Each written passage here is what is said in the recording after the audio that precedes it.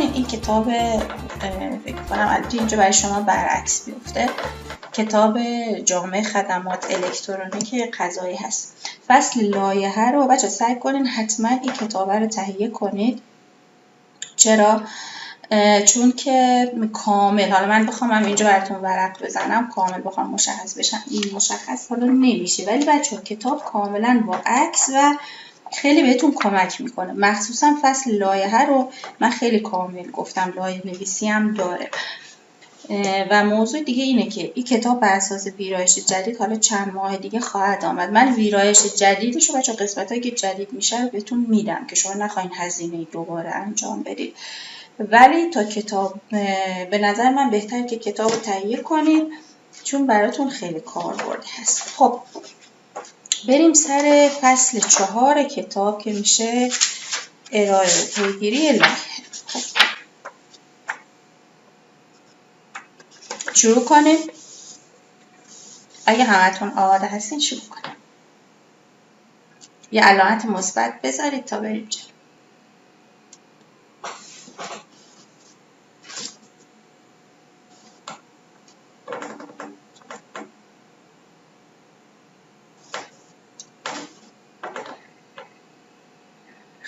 به نام خدا.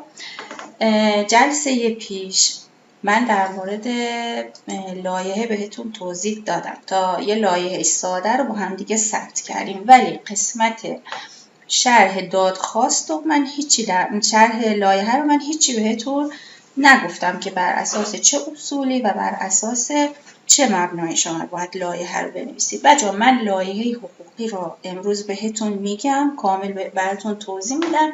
انشاءالله بچه‌ها بحث شکوایه که برسیم لایحه کیفری هم بهتون میگم که چجوری باید بنویسیم. امروز بنامون روی لایحه حقوقی هست. خب من فصل 4 کتاب رو براتون میارم به اشتراک بذارم.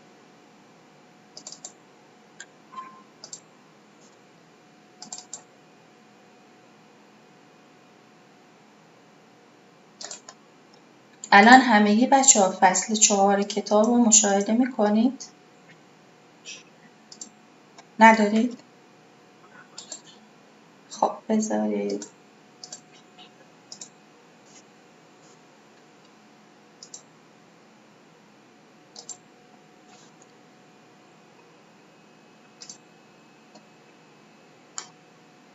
الان دارید کتابو؟ خب بچه‌ها نگاه کنید. فصل 4 کتاب سامانه خودکاربری مربوط به چی میشه؟ ارائه و پیگیری لایحه.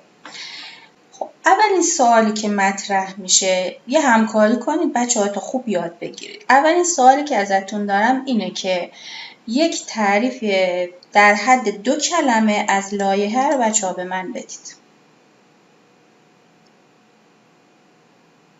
در حد 2 کلمه برای من تعریف کنید که لایحه چی هست.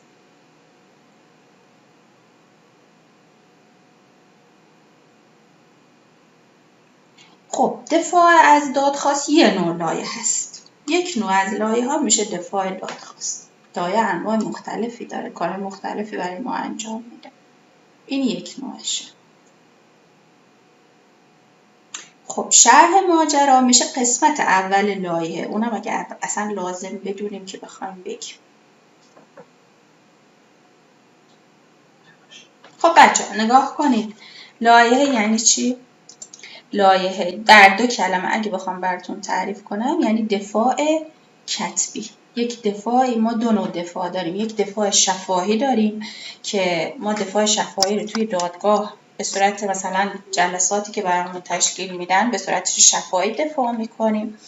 لایحه رو بچه‌ها به چه صورت انجام میدیم؟ به صورت دفاع کتبی رو به صورت لایحه انجام میدیم. پس به صورت یک نوشته مکتوب هست و چه زمان بچه‌ها خودشون نشون میده اهمیتش کجا هست؟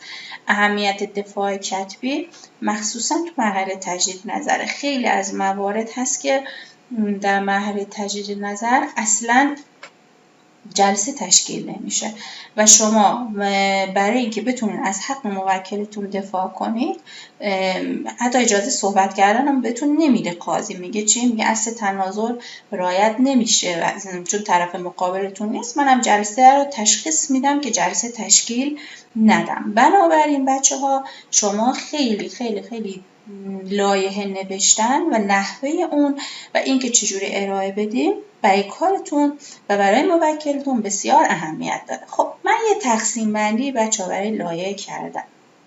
اینا تقسیم بندی های من برای لایحه حقوقی هست. پرونده ما حقوقی، کار به کیفری الان اصلا نداره. خب نگاه کنید یه سری از لایحه ها بچه‌ها من بهشون میگم لایحه ماهیتی. خب یه سری از لایحه های ماهیتی هستن. مثلا مثل لایحه هایی که مثلا اعتراض میزنیم به نظر کارشناس، یا مثلا لایحه های دفاعی، دفاع میکنیم در مقابل اظهارات طرف مقابل. اینا رو بهش میگیم لایحه های ماهیتی. یه سری لایحه ها هست بچه‌ها نسبت به امور جاری پرونده هست. مثلا چی؟ ما یه لایحه درخواست کپی از اوراق پرونده. یه سری لایحه ها از لایحه های اعلامی هست، مثلا اعلام فوت خوانده. اینا رو به دادگاه میخوایم اعلام کنیم. پس نگاه کنید من یه تقسیم بندی که کردم، یا میگم لایحه ها یک حالت ماهیتی دارن یا مربوط به امور جاری پرونده است. حالا هر کدوم از این نوع لایحه دادن ها با هم دیگه فرق میکنه که من اینا رو براتون توضیح میدم. اگر اینا بچه‌ها مربوط به مرحله بعضیاش بدوی هست، بعضیاش تجدید نظر و بعضیاش هم مشترک هست که میریم جلو توضیح میدیم. مربوطی حالا یه توضیح در مورد لایحه‌های اعتراضی که بهتون بدم بچه‌ها، همیشه از مرحله بدوی که خواستیم به مرحله تجدید نظر برید، شما تجدید نظر خواهیتون بچه‌ها نگاه دقت کنید، تجدید نظر خواهی در قالب چی هست بچه‌ها؟ در قالب دادخواست هست. طرفی که رأی به ضررش صادر شده میاد دادخواست چی میده؟ دادخواست تجدید نظر خواهی. دادگاه یک ابلاغیه میفرسته مبنی بر تبادل لوایح برای طرف مقابل که حالا با توجه میگه چی؟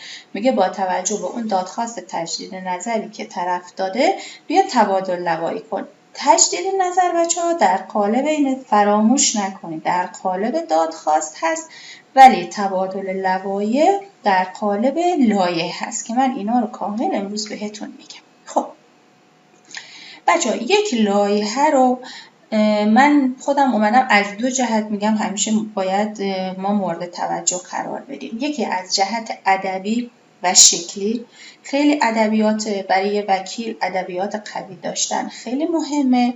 یکم از چه جهتی بچه‌ها؟ از جهت حقوقی. حالا هر دوشو من براتون توضیح میدم. یعنی چی که من بخوام ساختار لایحه هم از جهت ادبی درست باشه؟ یه سری نکات هست بچه‌ها از لحاظ ادبیات و از لحاظ نگارشی شما باید رعایت کنید. خب میگیم چی؟ من موارد رو اینجا نوشتم که شما کاملا اینا رو متوجه بشید. بچه‌ها از جملات طولانی بپرهیزید. نه یعنی جملات 3 خطی 4 خطی بعد 4 خط یه فعل بخوایم بنویسیم. این از این اولین مورد. دومین مورد از کلمه ها و واژه هایی که بار منفی دارن اصلا استفاده نکنید. مثلا به جایی که بگین ادعای کذب خوانده یا ادعای دروغ طرف مقابل یا اظهارات کورکورانه وکیل مثلا خواه، اینجوری ننویسید. من اینا که این کلماتی که تمام تو کتاب نوشتم و الان دارم بهتون میگم اینا رو تماما از لایه‌های وکیل طرف مقابل خودم برداشتم. این کلمه بچه اصلا بار معنایی و علاوه ذهنی نه برای من که وکیل طرف مقابل نه برای قاضی نخواهد داشت. حالا سعی کنیم چه در نوشتنمون و چه در رفتارمون هیچ وقت وکیل طرف مقابل یا او طرف مقابلمون چه بخواد خواهان باشه چه خوانده باشه هیچ وقت اونا رو با اینجور کلمات اینا کوچیک نمیشن. شخصیت خود ما هست که پایین میاد. خب پس به جای اینجور کلمات ما چی بنویسیم؟ بنویسیم ادعای خواهان یا خوانده متکی به هیچ دلیل قانونی نیست. خیلی قشنگتر از این هست که من بگم چی؟ ادعای کذب خوانده. میگم چی؟ میگم ادعای خوانده متکی، جناب قاضی ادعای خوانده متکی به هیچ دلیل قانونی نمی باشد. حتی تو صحبت کردناتون هم بچه‌ها مواظب باشید، چه برسه بهش توجه کنید، چه برسه به که بخواین شما بنویسید که دیگه اصلا مکتوب میشه و بارها امکان خوندنش هست. یه چیز دیگه بچه‌ها، سعی کنید مطالعاتتون رو خیلی بالا ببرید. شما باید مطالعات جانبیتون بالا باشه. چرا؟ چون باید دایره لغت شما، دایره لغت‌هایی که استفاده می‌کنید افزایش پیدا کنید. یه سری کلمات هست که زمانی که شما لایحه می‌نویسید خیلی بهتون کمک می‌کنه. مثلا چی؟ افزون بری. یه سری مطلب نوشتیم، حالا می‌خوایم ادامه بدید، خب از کلمه افزون بری عبارت استفاده می‌کنیم، میتونیم ادامه بدیم. یا توضیح دادیم میخوایم حالا یه نتیجه گیری کنیم، به جای که بنویسیم در نتیجه بنویسیم در نهایت، کلمه قشنگتری هست.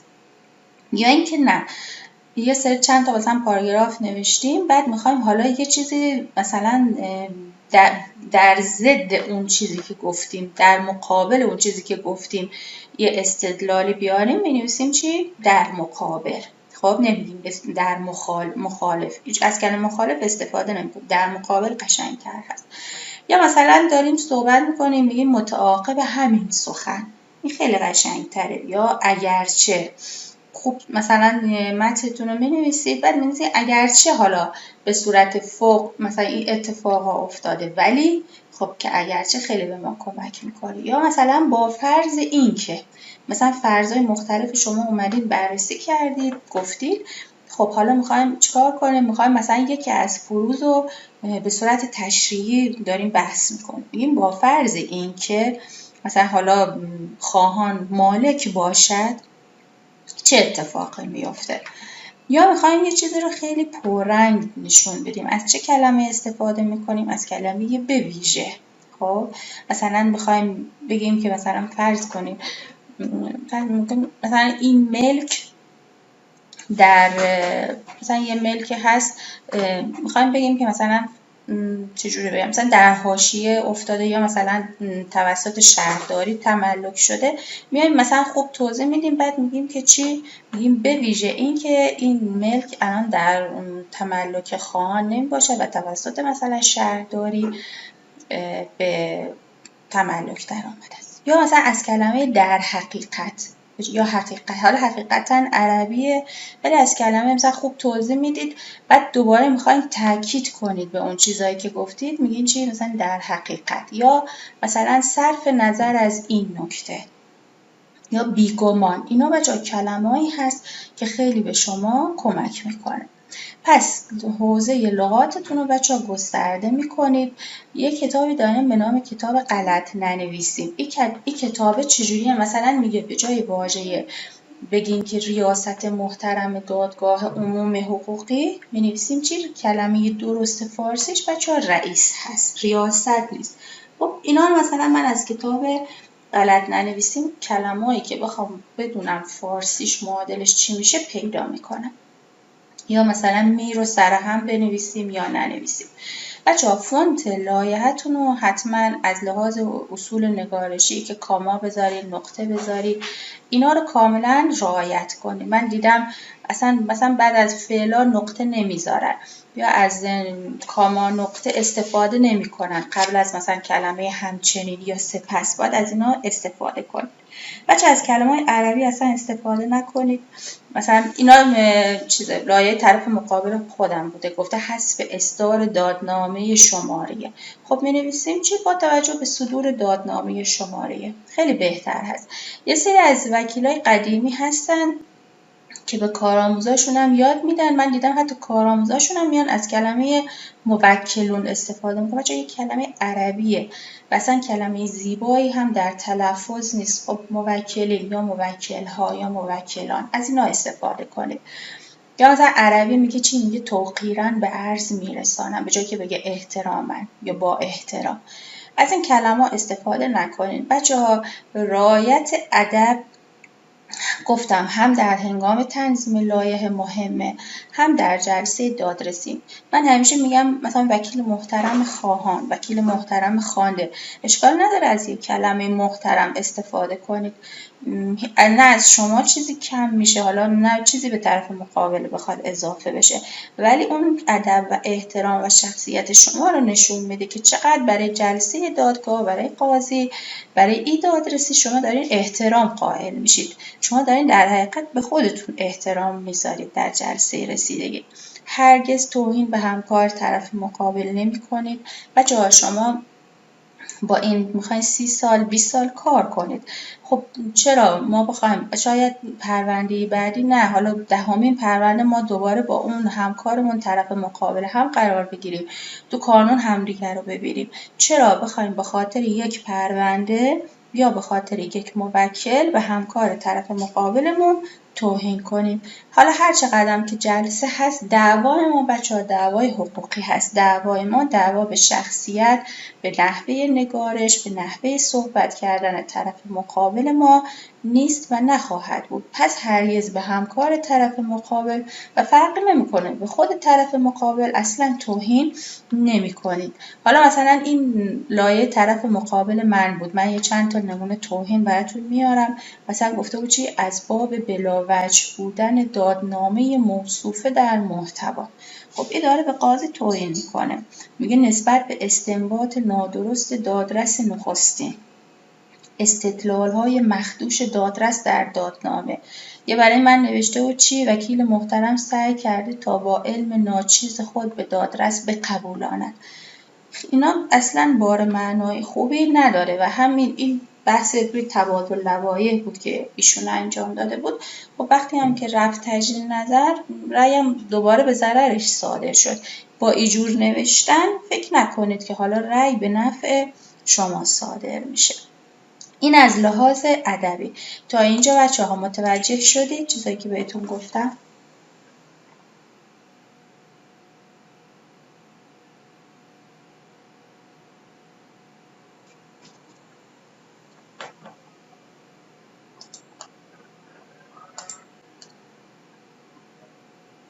خب یه کتاب خوبم بچه همینجا بهتون معرفی میکنم. بذارید من این کتاب رو بیارم. حتما بچه ها کتاب رو بگیرید. بذارید من کتاب بیارم. الان صفحه فایرفاکس رو دارید. خب بزنیم انتشارات قوه قضاییه.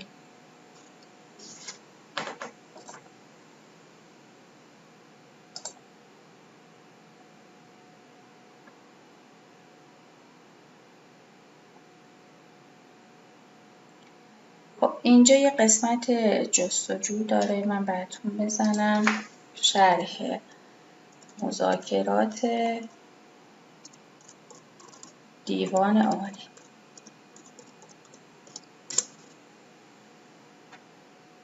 خب بچه ها نگاه کنید، مذاکرات و آرای هیئت عمومی دیوان. این کتابه بچه ها همش با همدیگه 28 جلد هست. از سال چند داریم؟ نگاه کنید، از سال 75. خب از سال 75 داریم تا آخریش که میشه سال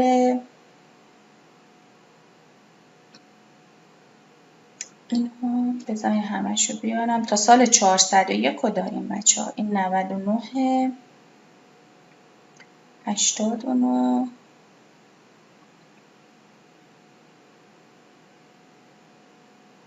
خب حالا من یه دونه‌شو براتون میزنم که مثلا ببینید چجوره. این 28 جلدیش هم بچه‌ها با هم دیگه میتونید خریداری کنید. نمایشگاه کتاب رو من شنیدم که خیلی تخفیف میدن. حالا مثلا من سال 99 رو باز کنم. سال 99 جلد 26 شده. قیمتش چقدر؟ 540 تومان. سال فکر میکنم حالا 401 یا 402 بود اگه اشتباه نکنم. 1,400,000 بود. نگاه کنید من فهرستش رو براتون بیارم. نگاه کنید لیست فهرست جلسات و آرای هیئت عمومی مثلا دیوان در سال 99. خب نگاه کنید مثلا موضوع پرونده مواد مخدر بوده، نگهداری مواد مخدر، از همه نوع موضوعی هست، زنای به عنف، محاربه، فسخ نکاح، طلاق، هم شعب حقوقی هست هم شعب کیفری، اختلاس، شرکت در آدمربایی. خب اینا چجوریه بچه‌ها؟ نگاه کنید 19 مورد هست. کتاب چند صفحه هست؟ الان این یکی 324 صفحه هست. بریم که صفحات بعدش رو اگر داشته باشه ببینیم. به نظرم توی هوالوکیل کامل بهمون بده. میخوام با این کتاب بچه‌ها آشنا بشید. سعی کنید ماهی یه دونه از این کتاب رو مطالعه کنید بچه‌ها. حالا اگه نشد حالا 2 ماهی هم اشکال نداره، ولی این کتاب مطالعه کنید. چرا؟ حالا بهتون میگم. مذاکرات دیوان عالی کشور.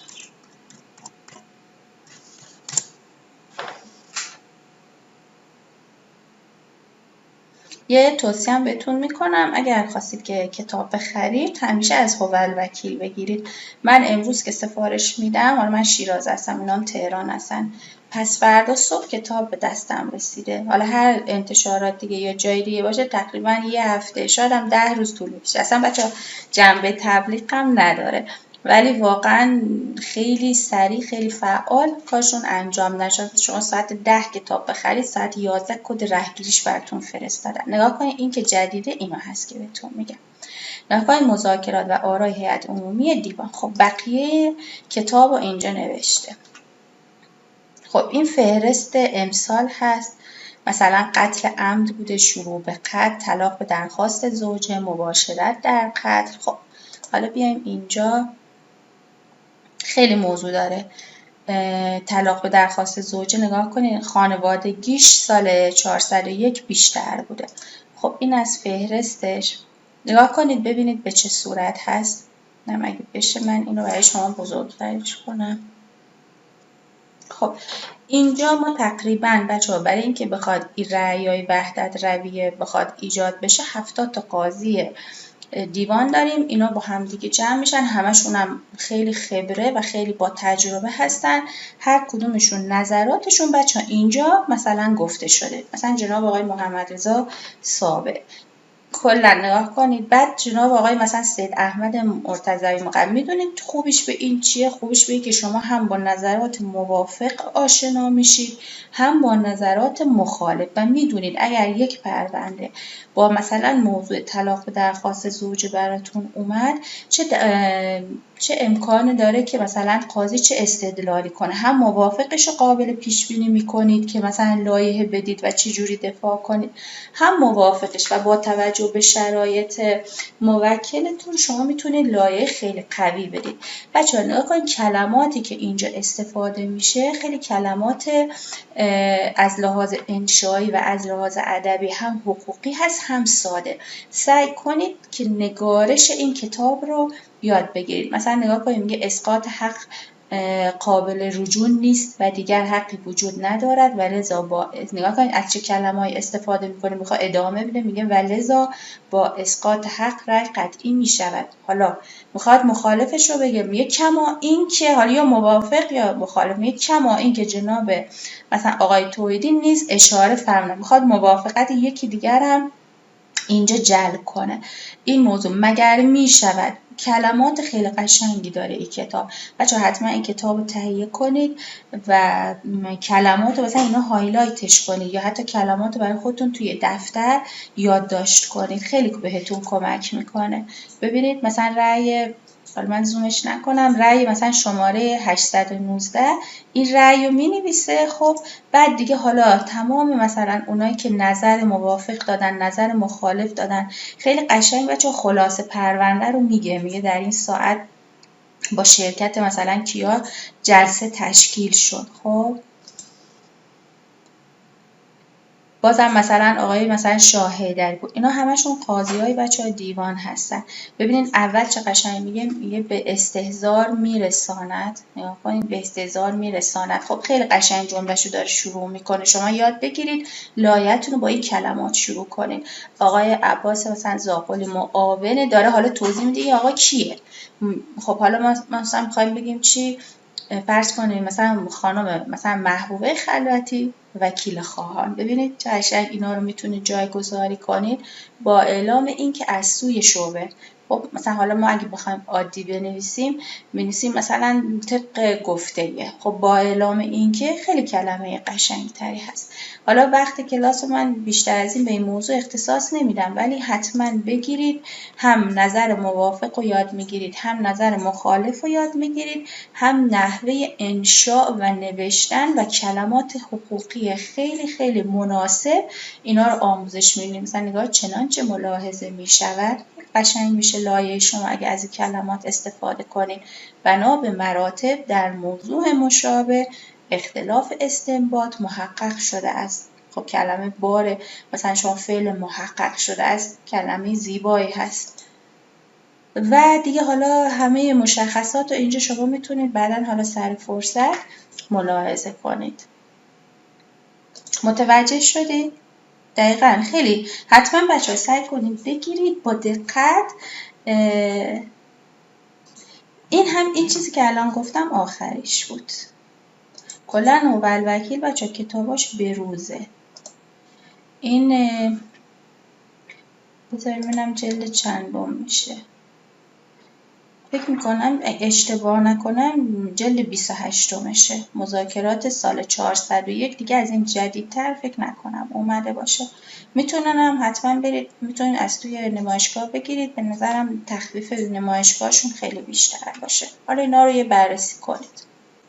خب برگردیم سر موضوع خودمون. پس این برای گفتم استدلالتون قوی بشه و دایره لغاتتون زیاد بشه از این کتاب استفاده کنید. حالا بچه‌ها این بحث ادبی بود. حالا میخوام برم لایحه رو از لحاظ حقوقی بهتون معرفی کنم. ببینیم یه لایحه چجوری باید از لحاظ حقوقی باشه. بچه‌ها لایحه رو از لحاظ حقوقی من به 2 قسمت تقسیم کردم. یه سری از قسمت‌ها هست قسمت‌های مشترک لایحه میشه. یه سری از قسمت‌ها هست قسمت‌های اختصاصی لایحه میشه. یعنی چی؟ یعنی قسمت‌های مشترک کل لایحه‌ها از هر نوعی، چه اعلامی باشه، چه درخواست باشه، چه دفاعی باشه، هر جوشه اینا مشترکه. ولی قسمت‌های اختصاصی هر کدوم با هم دیگه فرق میکنه. حالا من بچه‌ها اول قسمت‌های مشترک رو به شما یاد میدم. بذارید من سامانه رو باز کنم که همزمان تو سامانه هم انجامش بدیم.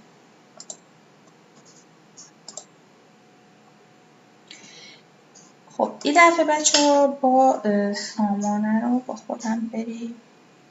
سامانه رو چون میخوام امروز یه سری ابلاغ رفع نقص بگم، چون من خودم نقص ندارم، از یکی از همکارا استفاده میکنم. 243 182 42 51 243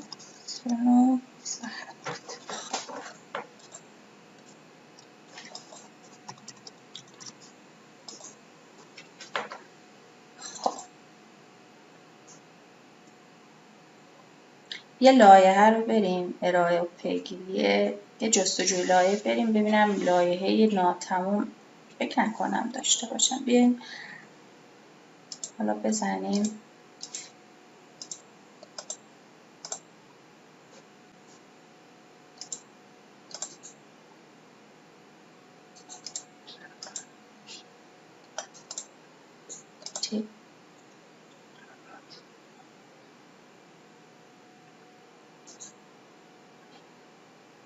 یه بار دیگه پاک کنیم اینو بزنیم دفاعی.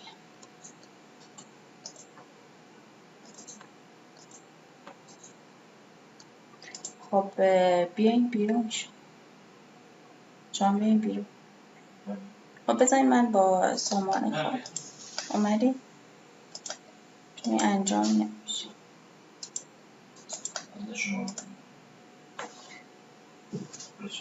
شما خارج شدی؟ خیلی.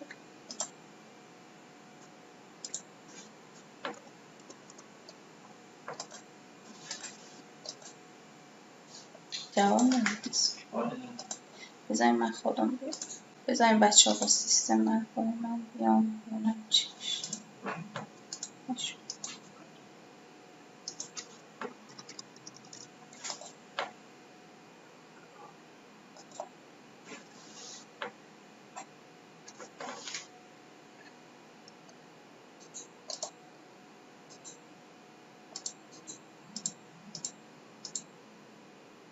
خب نگاه کنید، این یک مثلا پیشنویسی که از لایه هام هست، این متن. خب این متن کلا من دارم امروز این قسمت رو بهتون میگم.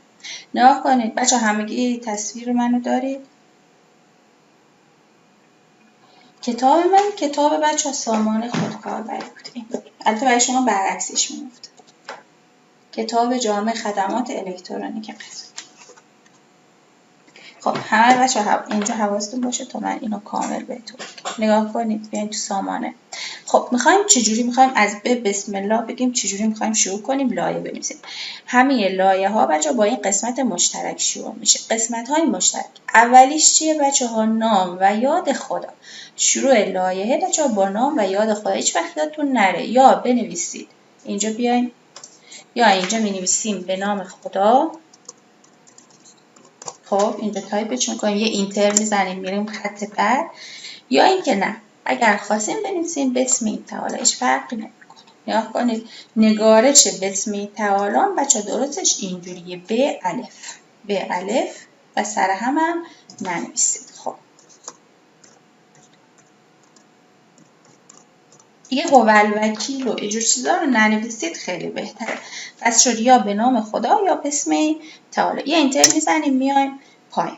خب این اولین مورد مشترک. دوم بچه ها مخاطبتون خیلی مهمه که شما این مخاطب رو شناسایی کنید. میخوایم برای کجا لایه بنویسیم. یه سری نکته داره. اولا هیچ وقت نام خانواده قاضی رو بچه ها تو لایه قید نمی کنید. از واژه همیشه مثلا چرا؟ چون ممکنه که اون قاضی شعبه تغییر کنه و یا مثلا اگه دادگاه تجدید نظر باشین بچه‌ها شاید یکی از اون مستشار پرونده رو ببره مثلا خونه رأی بده، خطاب شما هم که به اون نبوده، به یه قاضی مثلا به رئیس شعبه بوده. پس کلا نام خانوادگی رو هیچ وقت لحاظ نکنید. یکی که همیشه به جایی که بنویسید ریاست محترمه، رئیس اولا درسته، حالا فارسی و درستش اینه و همیشه بعدش هم بچه از کلمه محترم استفاده کنید. رئیس محترمه. پس با چی شروع میشه؟ با رئیس، بعدم کلمه محترم. حالا این ترتیب رو بچه همیشه رعایت کنید. رئیس محترمه. من اینجا بنویسم که یادتون بمونه. خب رئیس، این صفحه رو بزرگتر کنم. رئیس، گفتم با رئیس بنویسیم، بعد محترم. حالا ادامهش رو چجوری بنویسیم؟ اول نام شعبه. خب رئیس محترم شعبه 22. پس اینم شعبه. بعدش چی؟ نوع دادگاه. بچه دادگاهمون مثلا یا دادگاه خانواده است، دادگاه صلح، و برای دادگاه حقوقی توجه کنیم به صورت عمومی حقوقی می نویسیم. دادگاه رئیس محترم شعبه 22 دادگاه عمومی حقوقی. ننویسید دادگاه عمومی یا ننویسید دادگاه حقوقی. درستش اینه. خب رئیس محترم شعبه 22 دادگاه عمومی حقوقی. بعد شهر رو می نویسیم. حالا شهر نوشتن یه سری نکته داره. حالا من می نویسم چی؟ رئیس محترم دادگاه عمومی حقوقی شیراز و اینتر رو میزنم. حالا من نکات این مخاطب قرار دادن رو بهتون میگم. نکاتش چیه؟ اگر دادگاه مرکز استان مد نظره، مثل شیراز، مثل تهران، فقط کلمه شیراز و تهران بنویسید کافی. اما اگر از شهرستان‌های اطراف مرکز استان، شیراز مثال که بخوایم بزنیم فرض کنین آباده یا سروستان، فسا، اینا میشن چی؟ اینا میشن شهرستان‌های اطراف. قبلش پس بهتره از چی استفاده کنیم؟ از کلمه شهرستان.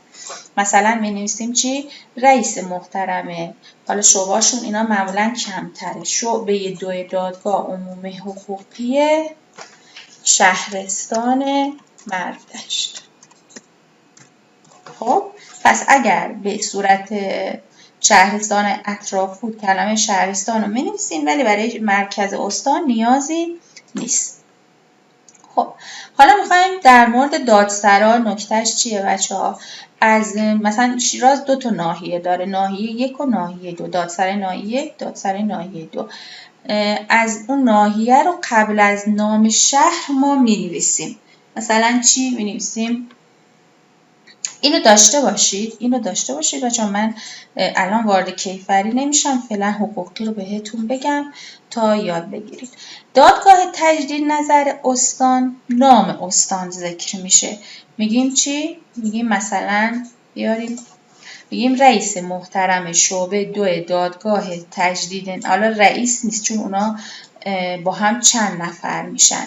ما اونجا مثلا وقتی که چند نفر داریم میگیم قضات. بچه قضات نگید، قضات محترم یا قضات محترم، رئیس محترم و مستشاران. اینا رو میتونیم ارجمند بگیم. حالا اینا همه رو بهتون میگم. قضات محترم شعبه 2 دادگاه تجدید نظره. این عوضش کنه تجدید نظره، چون اینا یه دونه است دیگه، استان فارس. پس اینا رو به صورت اونایی که تجدید نظر هستن یا مثل کیفری 1، ما کیفری 1 همون فقط چند تا شعبه تو استان داریم، شهرستان ها که دیگه تشکیل نمیشه. پس قضات محترم شعبه 2 دادگاه تجدید نظر استان فارس یا قضات محترم شعبه 1 دادگاه کجاش می‌نویسم چی؟ کیفری 1 استان فارس. حالا ببینیم دونه دونه مثال میزنم. رئیس محترم شعبه 2 دادگاه خانواده بندرعباس. بندرعباس بچه‌ها مرکز استان هست دیگه، کلمه شهرستان قبلش نمیارم. اگه بخوام دادگاه عمومی حقوقیش رو مثلا به صورت مخاطب قرار بدم، پروندم اونجا باشه، فرض می‌کنیم شعبه 22 بوده. رئیس محترم شعبه 22 دادگاه عمومی حقوقی بندرعباس. برای شهرستان گفتم چی؟ حتما مثل مردشت که یکی از شهرستان‌های اطراف هست، کلمه شهرستان رو قبلش میاریم. رئیس محترم شعبه اول دادگاه، حتما عمومی حقوقی رو با هم می‌نویسید. نه عمومی تنها نه حقوقی تنها. دادگاه عمومی حقوقی شهرستان مردشت. حالا نکته اصلی برای دادسرا رو من بهتون بگم. اولا بچه‌ها دادسرا چند نفر داریم؟ یا دادیار داریم یا بازپرس داریم یا دادستان داریم. هیچ وقت برای شعبه دادسرا نمی‌نویسید رئیس. اگه شعبه بازپرسیه می‌نویسید بازپرس. اگه شعبه دادیاریه می‌نویسید دادیار. پس با رئیس شروع نمی‌کنید. می‌گیم بازپرس محترم شعبه 16. خب حالا دادسراتون چیه؟ مثلا ما چند نوع دادسرا داریم. مثلا دادسرای ویژه روحانیت داریم، دادسرای عمومی انقلاب داریم، حتی دادسرای انقلاب تکم داریم، دادسرای ویژه امور جنایی و جرایم امنیتی داریم. الان مثلا شیراز ما دادسرای به نظرم کارکنان دولت و اینجور چیزا نداشته باشیم، ولی من تهران که دیدم دادسراهای خیلی مختلفی داره. دادسرای ویژه اطفال نوجوانان داره، دادسرای ویژه جرایم رایانه‌ای داره. حالا بستگی به اون شهری که دارید اون نوع دادسراشو می‌نویسید اول. حالا بعدش ناحیه رو می‌نویسید. ناحیه 2 شیراز. حالا شیراز مثلا امور جنایی جرایم امنیتیش دیگه ناحیه‌ای نیست، همون فقط خود دادسرا هست. ولی دیگه فقط نکته‌ای که این بالا می‌خواستم بهتون بگم، اسم مجتمع رو دیگه نمیارید، فقط ناحیه. در دادسرا اگه از نام ناحیه اطلاع دارید، قبل از نام شهر بچه‌ها مثلا ناحیه 2 رو قید می‌کنید. ناحیه 2 شیراز. پس ناحیه رو کجا قید می‌کنید؟ قبل از کلمه شهر استفاده می‌کنید. اما اصلا مثلا مجتمع عدالت، مجتمع باهنر، بچه‌ها اسم مجتمع ها رو تو مخاطب قرار دادن نمیارید، فقط همین شعبا رو که بنویسید کافیه. حالا دادگاه کیفری یک گفتم چی هست بچه؟ 2 تا نکته داره. اول اینا فقط استانی هست، تو استان تشکیل میشه، مرکز استان. پس وقتی میخوایم مخاطب قرارش بدیم میگیم استان هرمزگان، نمینویسیم بندرعباس. خب یکی اینه. بعدم اینا با چند تعدد قضات هست که تشکیل میشه، پس مینویسیم چی؟ قضات محترم. دیگه نمینویسیم اینا تکی بودن که مینوشتیم رئیس، ولی اینا چون چند نفر هستن میگیم قضات محترم شعبه مثلا 3 دادگاه کیفری یک استان فارس، استان هرمزگان، استان تهران، استان سمنان. حالا بعضیا فقط از کلمه قضات استفاده نمی‌کنن، می‌نویسن چیه؟ چون یه دونه رئیس داره معمولاً با چند تا مستشار، حالا معمولاً 2 تا مستشار هستن. می‌نویسن چی؟ به جای که فقط از کلمه قضات استفاده کنن می‌نویسن رئیس محترم و مستشاران ارجمند. یه صفت محترم رو برای رئیس میارن، یه صفت ارجمند هم برای مستشار، ولی مستشار بچه جمعی بسته میشه چون چند نفر هستن، معمولا 2 نفر. میگیم رئیس محترم و مستشاران ارجمند. میخوایم دادگاه تجدید نظر بگیم شعبه 28 دادگاه تجدید نظره بچه، اینم استانی هست، میشه استان فارس، استان هرمزگان، استان تهران. حالا شورا هم بچه که دیگه کلا فقط صلح و سازش هست، ولی ارجاع میشه پرونده. الان پرونده خیلی زیاد شورا ارجاع میشه برای صلح و سازش. اگه میخوایم به او اعضاش یه مثلا لایه بدیم میگیم اعضای محترمه، مثلا شعبه 5 شورای حل اختلاف بندرعباس. ولی اگه اینا یه قاضی هم دارن، اگه چند تا شعبه مثلا یه قاضی داره، بخوایم خطابتون به قاضی شعبه مثلا شورا باشه میگیم چی؟ میگیم رئیس محترم شعبه 4 شورای حل اختلاف. نه برای شورای حل اختلاف. حالا که مثلا دادگاه صلح اومده میگیم چی؟ رئیس محترم شعبه 4 دادگاه صلح بندرعباس. این یه مورد. برای بازپرس، حالا من دادستان رو ننوشتم، اگه خواستید دادستانم مخاطب قرار بدید می‌نویسین چی؟ دادستان محترم مثلا دادسرای عمومی و انقلاب ناحیه 2 شیراز. حالا مخاطبا رو خوب شناختید؟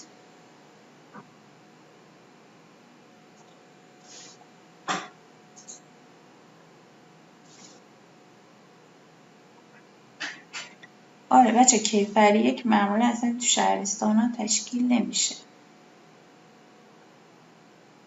شعبه من ندیدم کیفری یک شعبه مستقر داشته باشه. حالا اگر باشه من ببینم چجوریه، ولی اگرم باشه اولا اینا محل استقرارشون مرکز استانه. اگرم باشه اینا بازم تعدد قضاتو که داریم و به نظر منم باید اینا به هر حال استانی هستن، اینا شهرستانی نمیشن.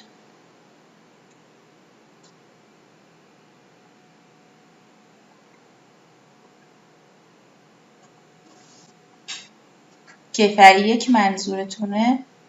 آی شهریاری پور، کیفری یک منظورتونه؟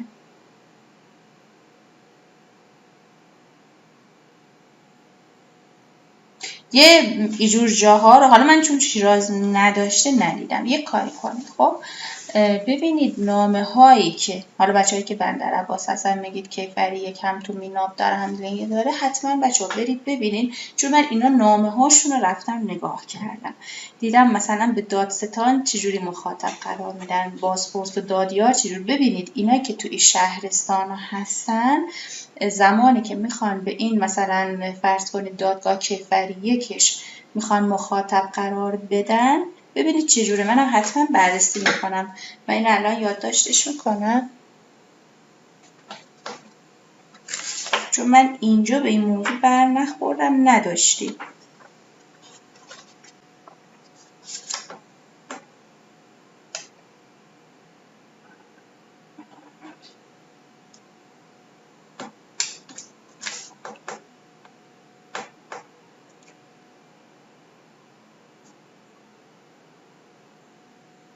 اینو بچه من حتما بررسیش میکنم، جلسه دیگه بهتون میگم. ببینم کیفری یکی که تو شهرستان تشکیل میشه کلا اول با ببینیم با تعدد قضاته یا نه. و بعد هم باید ببینیم که به چه صورت تشکیل میشه، نحوه تشکیلش مهمه. اینو حتما جلسه دیگه بهتون میگم. حالا کل اون مخاطبایی که بهتون گفتم متوجه شدید؟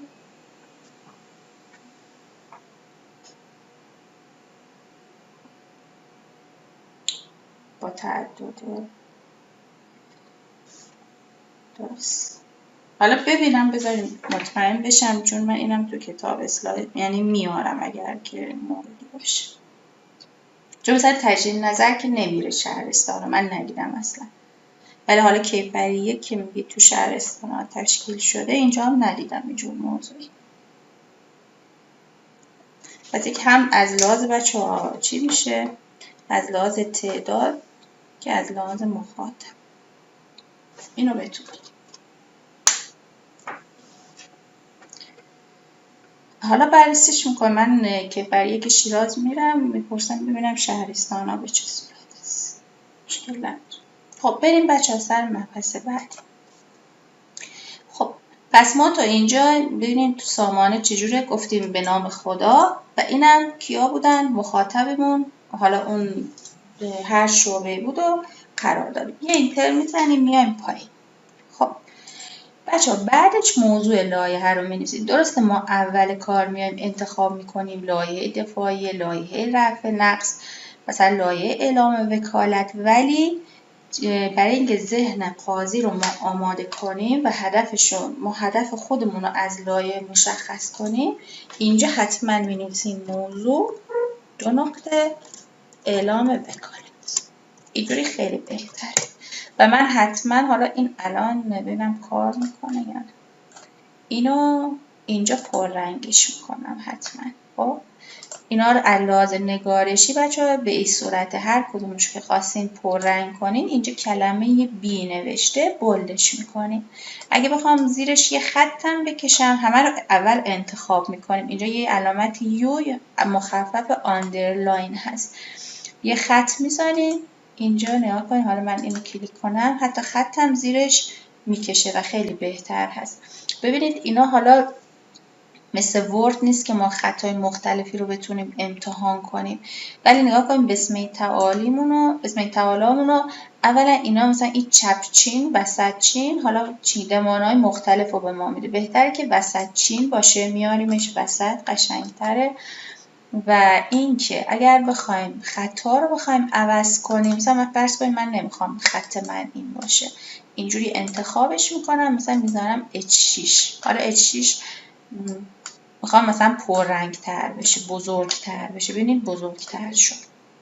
یا مثلا H4 ببینید همینجور داره تغییر میکنه و بزرگتر میشه. این دیگه بستگی به خودتون داره که از کدوم ببینید چقدر بزرگ میشه. درد به حد بزرگ شدن هم دیگه خوب نیست. به نظر من همون H5 خوب باشه. بسم تعالیاتون هم همیشه اینجا کجا میذارین؟ وسط چین میذارین. خب موضوع لایحه هم نوشتم، اعلام وکالت و کپی از اوراق پرونده. بچه‌ها من مثلا دیروز جلسه داشتم، اومدم اعلام وکالت کردم، تقاضای کپی از اوراق پرونده هم کردم. خب پرونده CD داشت، میخواستم از CD یه نسخه تهیه کنم، چون اینجا ننوشته بودم قاضی از من قبول نکرد. پس همیشه بچه‌ها اینا با هم باشه. اعلام وکالت یه کاما میذارید به جای و، چیفت و ف میشه کاما. اعلام وکالت، کپی از اوراق پرونده. کپی بچه‌ها یا عکس برداری، دوتاش باشه. میگید تو که ننوشتی که من میخوام عکس بگیرم. کپی، اینو کامل همیشه بنویسید، کپی یا عکس برداری از اوراق پرونده. پس اعلام وکالت میکنیم، کپی یا عکس برداری از اوراق پرونده و CD. حتی انگلیسی هم بنویسیم بهتر.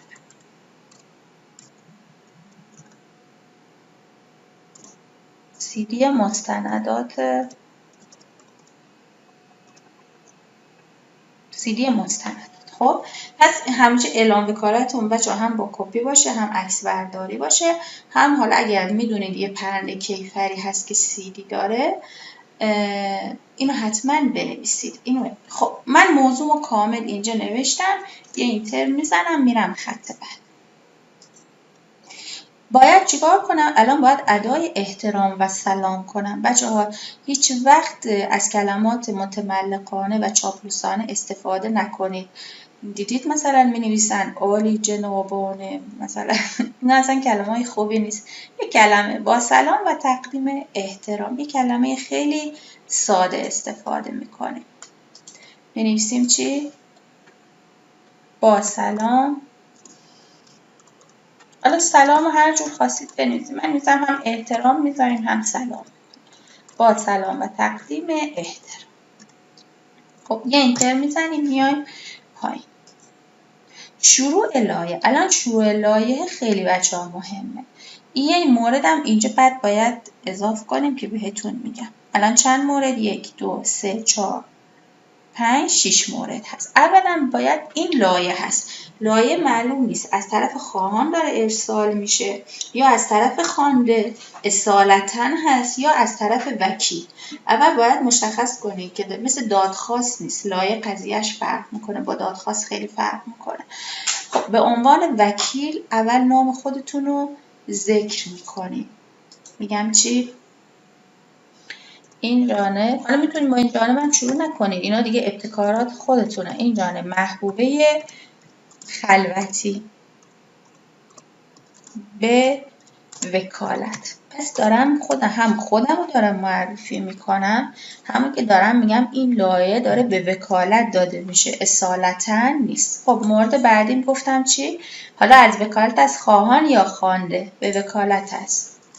مثلا خوانده معرفیش میکنم کیه؟ آقای مثلا سعید مظفری مثلا. خب به وکالت از خوانده آقای سعید مظفری. خب نام موکلم که گفتم. حالا شماره بایگانی یا شماره پرونده. در پرونده شماره خب 1403 220. حالا من فرض میکنیم که 18 رقم اینجا نوشتم. خب در پرونده شماره، حالا اینم شمارش هست، نام و شماره شعبه رو من مینویسم. نام شعبه مینویسم چی؟ در پرونده شماره کنم مطروحه یا مطرح شده، هیچ فرقی نمیکنه. مطروحه در شعبه شماره شعبه در دادگاه خانواده مینویسم. کجا دارم میگم؟ خب در دادگاه خانواده. بچه اینا رو دادگاه خانواده مثلا شیراز. حالا اینجا یه دونه چیز دیگه که من میخوام اینجا اضافه کنم، باید هدف خودتونم بچه‌ها اینجا تعیین کنید در حد 2-3 خط. خب مینویسم چی؟ مثلا می‌نویسم در مقام، در حد اینجا با 4 تا کلمه نشون بدید که لایه شما میخواد در مورد چی باشه. در مقام مثلا پاسخ به ادعای مثلا خواهان.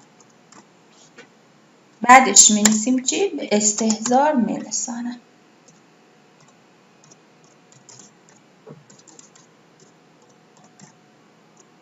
این که اینجا نوشتم موضوعش اعلام وکالت هست، اینا با هم دیگه همخوانی نداره ها. موضوعش اعلام وکالت، بعد اینجا دارم در مکان، این دارم الان مثلا اینجا یه لایه دفاعیه میگم، مثلا میگم موضوع، اینو بنویسم.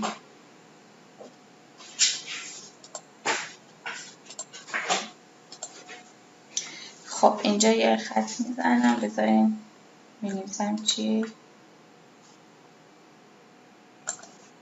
موضوع مثلا می‌نویسم اینجا ایرادات شکلی دادخواست. موضوع ایرادات شکلی، حالا اینجوری مثلا یه موضوعی که مثلا به این بخوره. در مقام پاسخ به ادعای خواهان به استحضار میذاره ایرادات شکلی دادخواست و دفاعیات ماهوی. خب پس نگاه کنید اول با چی شروع شد؟ بسم تعالی. بعد مخاطبتون رو می‌نویسید، مخاطب شناسی می‌کنید. بعد موضوع پرونده‌تون هر چی موضوع لایحه هست کامل می‌نویسید. بعد سلام و احترام می‌ذارید و بعد هم خودتون رو معرفی می‌کنید به عنوان وکیل. بعد میگیم به عنوان وکیل هستیم از طرف کی و اسمش رو ذکر میکنید، در چه پرونده شماره‌ش رو مینویسید، مطروحه در شعبه رو مینویسید و دادگاهش رو مطرح میکنید و اینجا در چند خط مثلا میگیم در مقام پاسخ به ادعای خواهان، یا مثلا میگیم در خصوص اظهار، اگه کیفری باشه مثلا می‌نویسم در خصوص اظهارات متهم، مثلا مطالب زیر را به عرض میرسانم.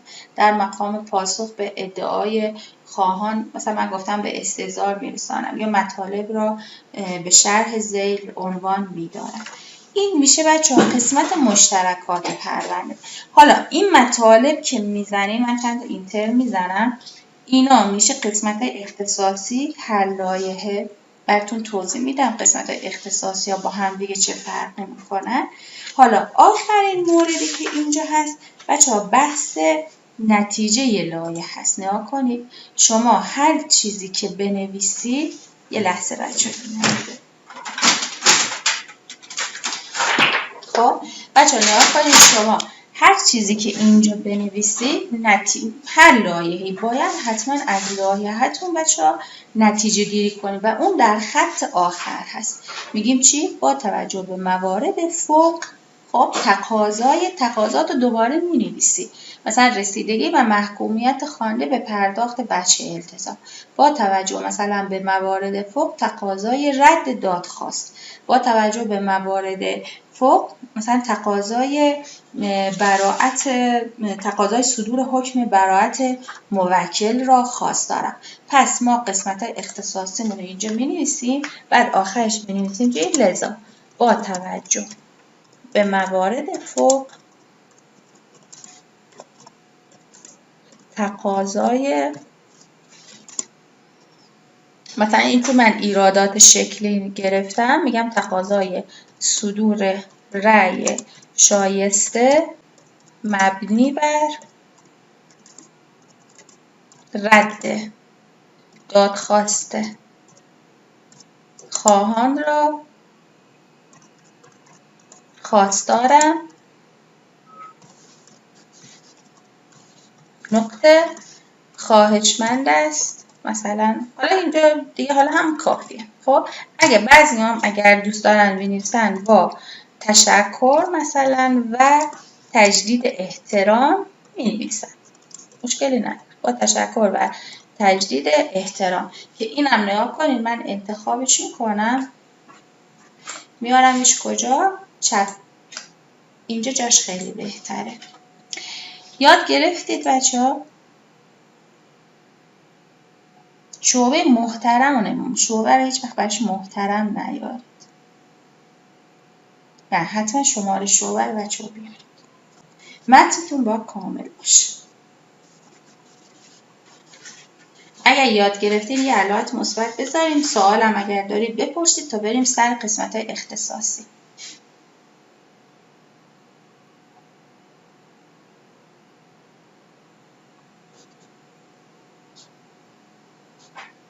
تا حالا اینجوری لایحه نوشته بودید؟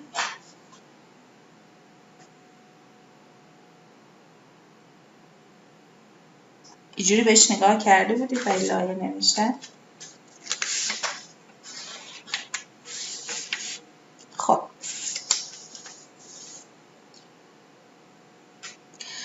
حالا بیاین بهتون قسمت اختصاصی لایحه بدم. نگاه کنید کی بود گفت نوال شهریار. خب بچه‌ها نگاه کنید میخوام بهتون قسمت اختصاصی لایحه رو بگم. بیاید اینجا. من گفتم الان فقط لایحه حقوقی رو دارم میگم، اصلا کار به لایحه کیفری نداره. فرض میکنیم ما دادخواست بدوی داریم، یا لوایح ما بچه‌ها مربوط به مرحله بدوی میشه یا لوایحمون مربوط به مرحله تجدید نظر میشه. هر دو حالتش هم یا به وکالت از خواهان هستیم یا به وکالت از خوانده. حالا اگر که من حالا تقسیم بندی انجام دادم، گفتم لوایح مرحله بدوی به وکالت از خواهان. خب یه صفحه دیگه گفتیم چی؟ لوایح مرحله بدوی به وکالت از خواهان. حالا چه اتفاقایی میتونه بیفته وقتی شما وکیل خواهان هستین و در مرحله بدوی هستین؟ یه سری لایه‌هایی هست، مثلا لایه‌هایی گفتم اعلامی هست. مثلا لایه اعلامی گفتم مثل چی؟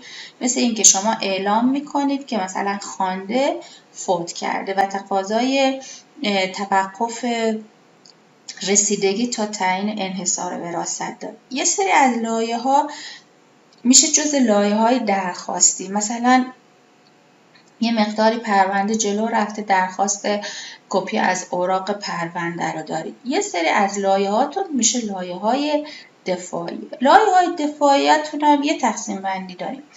بچه‌ها خوانده امکان داره که چه دعوایی مطرح کنه؟ دعوای تقابل. وقتی دعوای تقابل مطرح کنه، شما به عنوان وکیل خواهان یه هم دفاع شفاهی دارین در جلسه، هم یه لایحه‌ای به عنوان لایحه پاسخ به دعوای تقابل خواهان رو ذکر میکنیم و می‌نویسیم و به شعبه ارسال میکنیم. حالا اگر دعوای تقابل مطرح نکرد، به هر حال شما اولین جلسه که میرید خوانده شروع میکنه، حالا هم ایرادات شکلی میگیره، به هر حال یه دفاعیاتی رو انجام میده، وارد ماهیت میشه. شما یک لایحه‌ای در پاسخ به دفاعیات خوانده رو دارید. یا اینکه خود قاضی امکان داره که در جلسه ایراداتی بگیره از دادخواست شما، از دفاعیاتتون.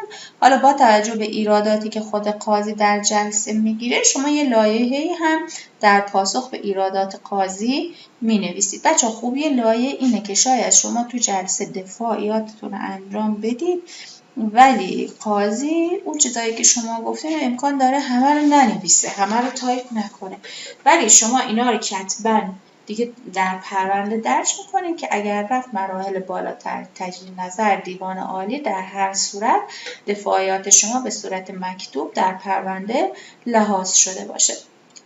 یکی از مثلا لایه‌های درخواستی شما میتونیم اعتراض کنیم به نظر مثلا کارشناس و درخواست میکنیم ارجاع پرونده مثلا به هیئت 5 نفره 7 نفره. لایه‌های مختلفی میتونیم بدیم. حالا این وکیل خواهان بودیم. اگه وکیل خوانده باشیم، اونم لایه‌های دفاعی اعلامی و درخواستی داریم. اعلامی و درخواستی تو هر دوتاش بچه‌ها مشترکه، ولی دفاعیات خوانده یک مقدار متفاوت هست. اولین لایحه‌ای که میده ایرادات شکلی میاد میگیره نسبت به دادخواست که از اساس و از بیخوبون بیاد با ایرادات شکلی اون دادخواست و دعوا کلا رد بشه، میاد این کار رو انجام میده. اگر دیگه ایرادات شکلی نبود یا مثلا ببینی ایرادات شکلی ضعیفه، وارد ماهیت میشه و به اون دادخواست و دفاعیات خواهان پاسخ میده. و یا بازم امکان داره که مثلا قاضی تو جلسه دادرسی یه سری ایراداتی رو بگیره و بخواد به اینا پاسخ بده. پس این شد بچه‌ها مرحله بدوی، هم به وکالت از خواهان هم به وکالت از خوانده. همه رو میریم با همدیگه با مثال میخونیم. یه وقتی که میریم تجدید نظر بچه‌ها، تو مرحله تجدید نظرم گفتم بچه‌ها تجدید نظر خواهی اولا با دادخواسته. خب اولین کاری که تو تجدید نظر انجام میده، اون طرفی که رأی به ضررشه که میاد با دادخواست تجدید نظر خواهی میکنه، طرف مقابل میاد تبادل لوایح میکنه و زمانی که شما رفتید مثلا دیگه پروندهتون ثبت شعبه تجدید نظر شد، یه سری لوایح درخواستی دارین یا یه سری لوایح اعلامی دارید. حالا اینا رو ببینیم به چه صورت هست. مثلا گفتم یکی از لوایح درخواستی لایحه اعلام وکالت و مطالعه پرونده هست. میگیم چی؟ به نام خدا. اول با نام خدا شروع میکنیم. مخاطبم رئیس محترم شعبه 7 دادگاه عمومی حقوقی شیراز هست. موضوع اعلام وکالت و اخذ کپی از اوراق پرونده. بچه‌ها هیچ وقت اعلام وکالت رو به تنهایی انجام نمیدید. با سلام و تقدیم احترام 2 نقطه خط بعدی این جانب حتما خودتون رو معرفی میکنید. بچه‌ها من اینجا نوشتم به عنوان وکیل مثلا آقای محمد زارعی، ولی برای اعلام وکالت بعضی از شبهه امکان داره که ایراد بگیرن. نمی‌دونید مثلا این جانب محبوبه خلوتی از جانب آقای مثلا محمد زارعی خوانده پرونده به شماره وکالت مطرح شده در این شعبه اعلام وکالت میکنم. میگه هنوز من تو رو به عنوان وکیل مثلا تو شعبه نمیشناسم که بگی بنویسی به عنوان وکیل آقای. اینجوری حالا برای که ایراد پیش نیاد بنویسید از جانب آقای مثلا محمد زارعی خوانده پرونده اعلام وکالت میکنم. میتونین خواهان هم باشید، چون خواهان امکان داره خودش دادخواست داده باشه، بعد مثلا یه جلسه بیاد دنبال شما، مثلا دنبال وکیل بگیره و شما اون موقع اعلام وکالت کنید. پس حتما اعلام وکالت میکنید و تقاضای هم مطالعه رو میدید، هم عکس کپی از اوراق پرونده، اگه کیفری هم بود که کپی از CD مستندات میدید. بعد آخرش هم نتیجه گیریش برای اینجور لایه‌های درخواستی، چون ما یه درخواست دادیم که اعلام وکالتمون رو قبول کن و حتما و تقاضای مطالعه و کپی دادیم، میگیم خواهشمند است. این نتیجه گیریمون اینجوری میشه: دستورات لازم را مبذول بفرمایید.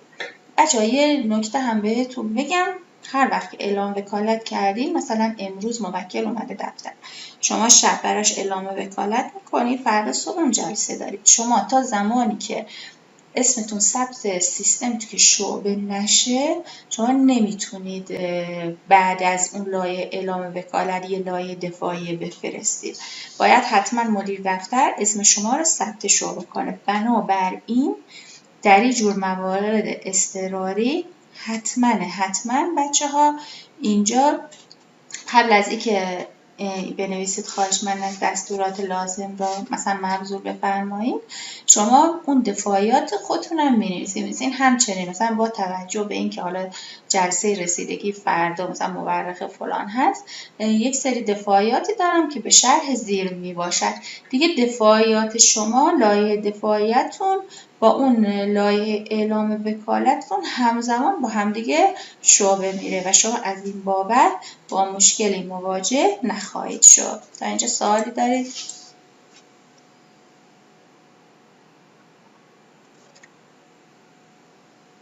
درخواست مهلت برای چی؟ بذارید از بالا بیام. خانم مردانه گفته منظورتون که بعد از جلسه رسیدگی میتونیم راجع به بله 100%. مثلا من همیشه لایه‌هامو بعد از جلسه میدم، خیلی هم مثلا هیچ مشکلی هم پیش نمیاد. شما لایحه‌تو بدین، حتی بدین بعدم مثلا شفاهی با قاضی صحبت کنید در مورد لایحه‌تون. حالا هرچند شاید هم باتون تون برخورد کنه، بگه که نه من دیگه چیزی نمیبینم، نمیپذیرم، نمیشنوم و امکان پذیرفتنش نباشه، ولی شما لایحه‌تون رو بفرستید که جزء اوراق پرونده باشه.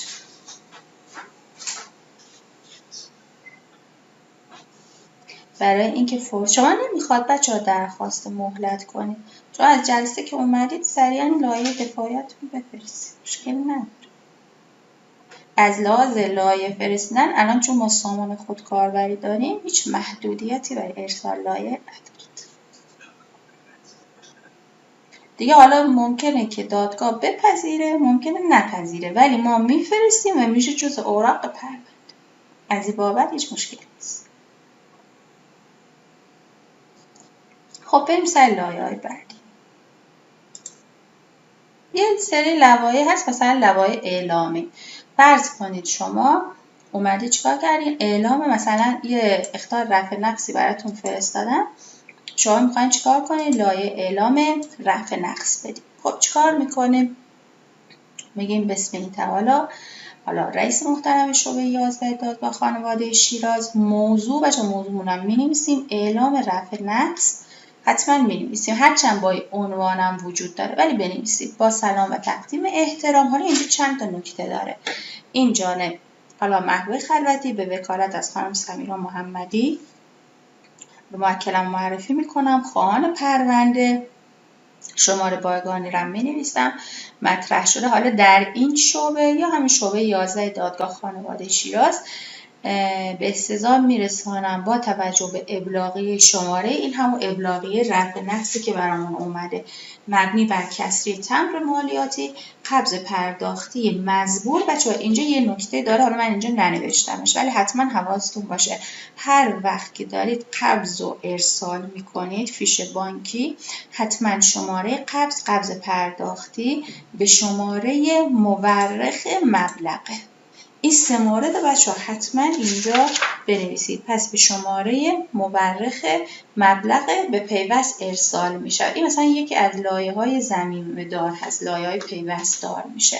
حالا نتیجه رو هم میگیم خواهشمند است دستورات لازم را مبذول بفرمایید. پس این هم یه نوع لایحه اعلامی شد. تا اینجا سوالی دارید؟ یاد میگیرید بچه ها؟ اینجوری براتون توضیح میدم. اگه یاد میگیرید یه مثبتی بذارید. خب خیلی هم خوب. نگاه کنید بچه ها. اگر حالا گفتیم این لایه‌های اعلامی و لایه‌های درخواستی، گفتیم حالا لایه‌های دفاعی. گفتم لایه‌های دفاعی بچه 3 مدل میتونه باشه از جانب خواهان. یا پاسخ میده به ایرادات قاضی، یا پاسخ به دفاعیات خوانده است، یا پاسخ به دعوای تقابل هست. حالا یه چیزی در مورد خواهان حتما بچه در نظر داشته باشید. بعد از اینکه اون قسمت مشترکات رو نوشتید، دفاعیاتتون رو با توجه نگاه سیاست پرونده‌تون رو همیشه در نظر داشته باشید، چون بعضی موقع حالا این از جانب خواننده دارم بهتون میگم، بعضی موقع ما میایم یه دعاوی مثلا به عنوان خواهان مطرح میکنیم تا به قول معروف مشت طرف مقابل باز بشه، مدارک و هر چیزی که داره ارائه بده تا بتونیم برای دعوای اصلی ازش استفاده کنیم. پس وقتی میخواین شما تو قسمت اختصاصی دفاعیاتتون رو بنویسید، شما حتما سیاست پروندهتون رو در نظر بگیرید. آیا میخواین که مثلا مطالبتون به قول معروف کامل لو بدین، همه رو بنویسید؟ میخواین بذارین بعضیاش برای جلسه دوم، بعضیاش میخواین بذارین مثلا برای جلسه تجدید نظرخواهی. حالا اینا رو خودتون تشخیص میدید، ولی من یه کلیاتی بهتون میگم. وقتی میخواین لایحه به صورت دفاعی بنویسید، خب اول یه کمی شرح ماوقع رو به صورت مختصر بگید. البته اونم بستگی به اون دفاعی داره که میخواین انجام بدید در صورت لزوم، ولی کلا بهتره که شرح ماوقع رو به صورت مختصر در حد 4 خط نهایتا بگید. بعد جهات استحقاق خواهان، شما الان وکیل خواهان هستید و انکار خوانده نسبت به خواسته. چرا؟ موکل شما نسبت به این موضوع استحقاق داره، شما خودتون مستحق صدور رأی به نفع خودتون میدونید و خوانده چی کار کرده که شما اومدید نسبت بهش دادخواست دادید. اینا رو می‌نویسید، بعدم پاسخ میدید به دفاع. حالا اگر مثلا حالا بستگی به نوعش داره، میخواین دفاع از نسبت به خوانده انجام بدید یا پاسخ قاضی رو میخواین بدید، یا اگه دعوای متقابل یا ایراد شکلی از طرف خوانده بوده به صورت طبقه بندی و با شماره. حالا براتون توضیح میدم چه جوری. مثلا اینجا خوانده اومده بوده یه ایراد شکلی، مثلا این پرونده خود من بود، خوانده اومده بود یه ایراد شکلی گرفته بود، من بچه‌ها میشدم خواهان دعوای متقابل. خب من اینجا تو این پرونده بذارید تا بهتون بگم، نه این درسته، میخوام پاسخ به ایرادات شکلی خوانده بدم. من خواهانم، خوانده اومده تو جلسه یه ایرادات شکلی گرفته، من حالا میخوام بهش پاسخ بدم که ایرادات شکلی که گرفتی درست نیست. به نام خدا، رئیس محترم حالا شعبه 7 دادگاه خانواده شیراز، موضوع چی بوده؟ پاسخ به ایرادات شکلی خوانده. با سلام و تقدیم احترام خودم معرفی میکنم. به وکالت از کی؟ خواهان کی بوده؟ آقای مسعود محمدی، پرونده کلاسه. حالا هر اگه شعبه هم خواستم مینویسم، به استضاء میرسانم. حالا میخوام یه توضیح بدم چه اتفاقی افتاده. گفتم اول یه شرح مختصری راجع به موضوع بگید. میگم در جلسه رسیدگی مورخه وکیل محترم خوانده ایرادی مبنی بر محجوریت خوانده مطرح نموده و عنوان داشته اند که علاوه بر قیم وی از من این ایرادو گرفته بود، گفته بود چرا تو دادخواستت نیومدی دادستان و طرف دعوا قرار بدی. عنوان داشتند که علاوه بر قیم وی دادستان باید طرف دعوا قرار گیرد که در این خصوص موارد ذیل قابل توجه است. حالا میخوام بگم ایراد شکلی که گرفتی میخوای دادخواست منو رد کنی، دادخواست من نباید رد بشه، دارم دفاع میکنم. چرا؟ بچه‌ها همه رو شماره بندی میکنی، این شماره 1، این شماره 2. نمیایم پشت سر هم همینجوری 10 خط پشت سر هم بنویسید بره. قشنگ پاراگراف بندی و با شماره نگاه کنید. شماره 1 همانطور که در جلسه دادرسی مورخه بیان شد، خوانده در هنگام طرح دعوا 18 سال تمام داشته است و از آنجا که علت محجوریت وی صغر سن است، بر اساس ماده 1253 قانون مدنی پس از زوال سببی که مورد تعیین قیم شده قیمت مرتفع می شود. خب من اینجا نوشتم 3 خط، بعد تو پرانتز می نویسم چی؟ پیوست شماره 1. یعنی چی؟ یعنی دلایل این 3 خطمو می نویسم. دارم میگم چی؟ میگم هنگام طرح دعوا این 18 سال تمام داشته. خب چجوری اثبات میکنم؟ با شناسنامه محجور. می نویسم پیوست شماره 1 شناسنامه محجور. بچه‌ها حالا من رو شناسنامه‌اش میام، حالا هر جاش که مثلا سفید بود قبل از اینکه اسکن کنم برای دادخواستتونم همینجوره ها. این همیشه در نظر داشته باشید. بزرگ پایینش یا پایینش بهتره که داخل اون گیره نره. می نویسم پیوست شماره 1. پس قبل از اینکه اسکن کنم می نویسم روی اون مدرکم پیوست شماره 1 رو می نویسم. اینجا می نویسم. چرا؟ چون زمانی که قاضی داره اینو میخونه خب میره میگرده دنبال پیوست شماره 1. حالا من فرض کن 3-4 تا اومدم مستندات فرستادم، از کجا بفهمه که پیوست شماره 1 چه بوده؟ و اصلا من میخوام از کجا، اگه ننویسم هم اینجا شناسنامه محجور، از کجا بفهمه که من منظورم دلیل من شناسنامشه؟ پس چیکار میکنم؟ اینجا می‌نویسم پیوست شماره 1 شناسنامه محجور، رو شناسنامه‌ش هم می‌نویسم پیوست شماره 1، بعد اسکن میکنم و میفرستم. خب حالا نتیجه‌گیریمو میکنم از این پاراگراف، همجوری رهاش نمیکنم.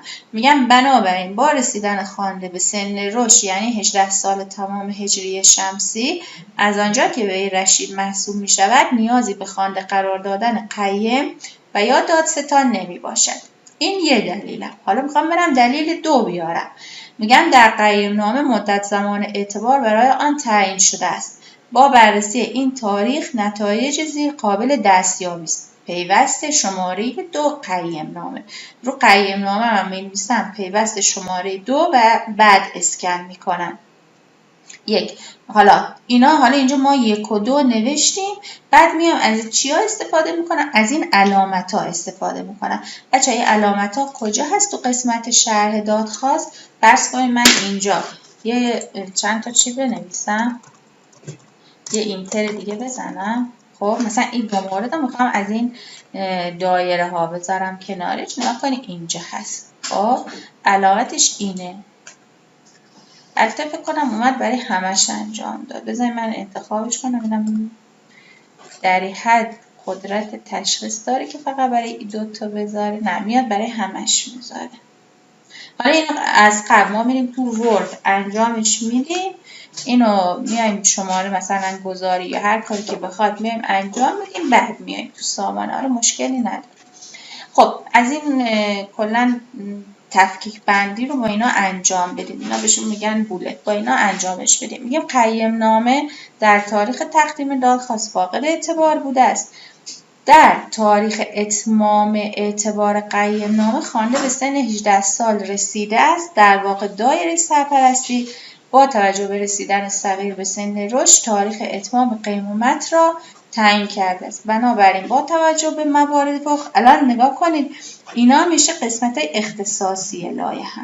خب میتونین حتی به جای این علامت ها مثلا بنویسین 2-1.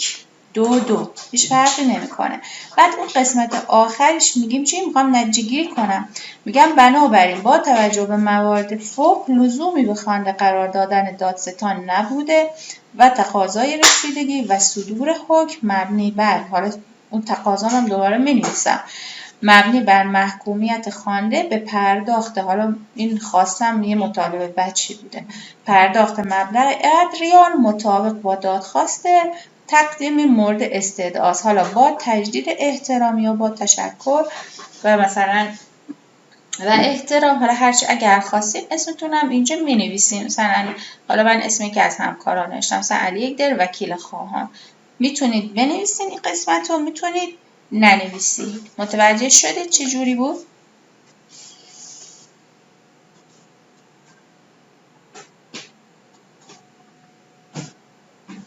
خب اونا رفته بودن قیم نامه رو آورده بودن طرف مقابل و داشتن اصلا به قیم نامه شون استناد میکردن، در صورتی که قیم نامه اینا دیگه اصلا اعتباری نداشت، ولی داشتن مثلا ادعا میکردن که قیم نامه شون اعتبار.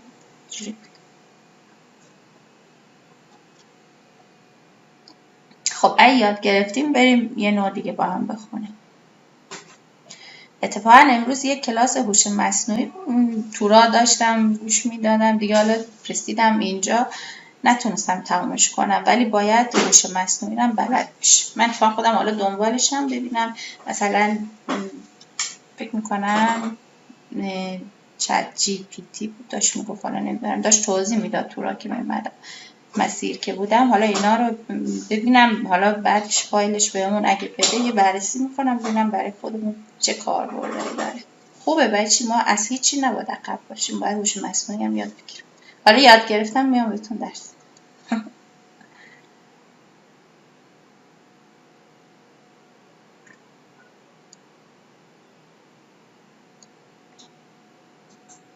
آره باید دوتاش کنار هم باشه، ازش فقط کمک بگیریم که مثلا حالا ببینیم چه راهنمایی میتونه بکنه، فقط در این حد. خب بچه بیاین یه چیز دیگه براتون توضیح بدم. حالا میخوام لایه دفاعی به وکالت از خوانده بهتون بگم. وقتی وکیل خوانده هستین ایرادات شکلی میگیرید که من تو قسمت دادخواست نویسی ایرادات شکلی رو کامل بهتون درس میدم. پاسخ، حالا یا پاسخ به دفاعیات خواهان میخوایم بدین یا پاسخ به ایرادات قاضی میخوایم بدین. ایرادات شکلی بچه ماده 84 ماده 2 و یه سری مواد هم به صورت پراکنده داریم، مثلا ذینفع نبودن خواهان، عدم توجه دعوا به خوانده، اینا یه سری مثاله، ولی خودش اصلا خیلی کتابای مختلفی هم در موردش نوشته شده. من تو کتاب اینجا بهش مختصر اشاره کردم، ولی چاپ جدید و حتما ایرادات شکلی رو کامل بررسی میکنم. خب نگاه کنید، اگر وکیل خوانده هستین بهتون گفتم توی دام خواهان نیفتید. حتما شاید او گفتم فقط بخواد شما بیاین به عنوان خوانده تو پرونده و مثلا اینا قولنامه ندارن میخوان اینجوری قولنامه رو از شما بگیرن. خب اینا رو دقت کنید. اگر سیاست پروندهتون ایجاب میکنه و میدونید ایرادات شکلیتون قویه، فقط به ایرادات شکلی اکتفا کنید. در غیر این صورت خب اگر میدونید ایرادات شکلیتون قوی نیست، خب ابتدای خلاصه از شرح موضوع پرونده و آنچه رخ داده رو می‌نویسید تا ذهن قاضی همیشه نسبت به پیچیدگی پرونده مرتب بشه. بهتره که اصلا دفاع نکنید اول، چون ما داریم دفاع می‌خوایم، لایه‌مون دفاعی است. اول یه توضیح مختصری میدیم، بعد میایم ایرادات شکلیمون رو میگیم و اگر لازم شد میایم دفاعیات ماهوی رو میگیم. حالا چجوری؟ به نام خدا.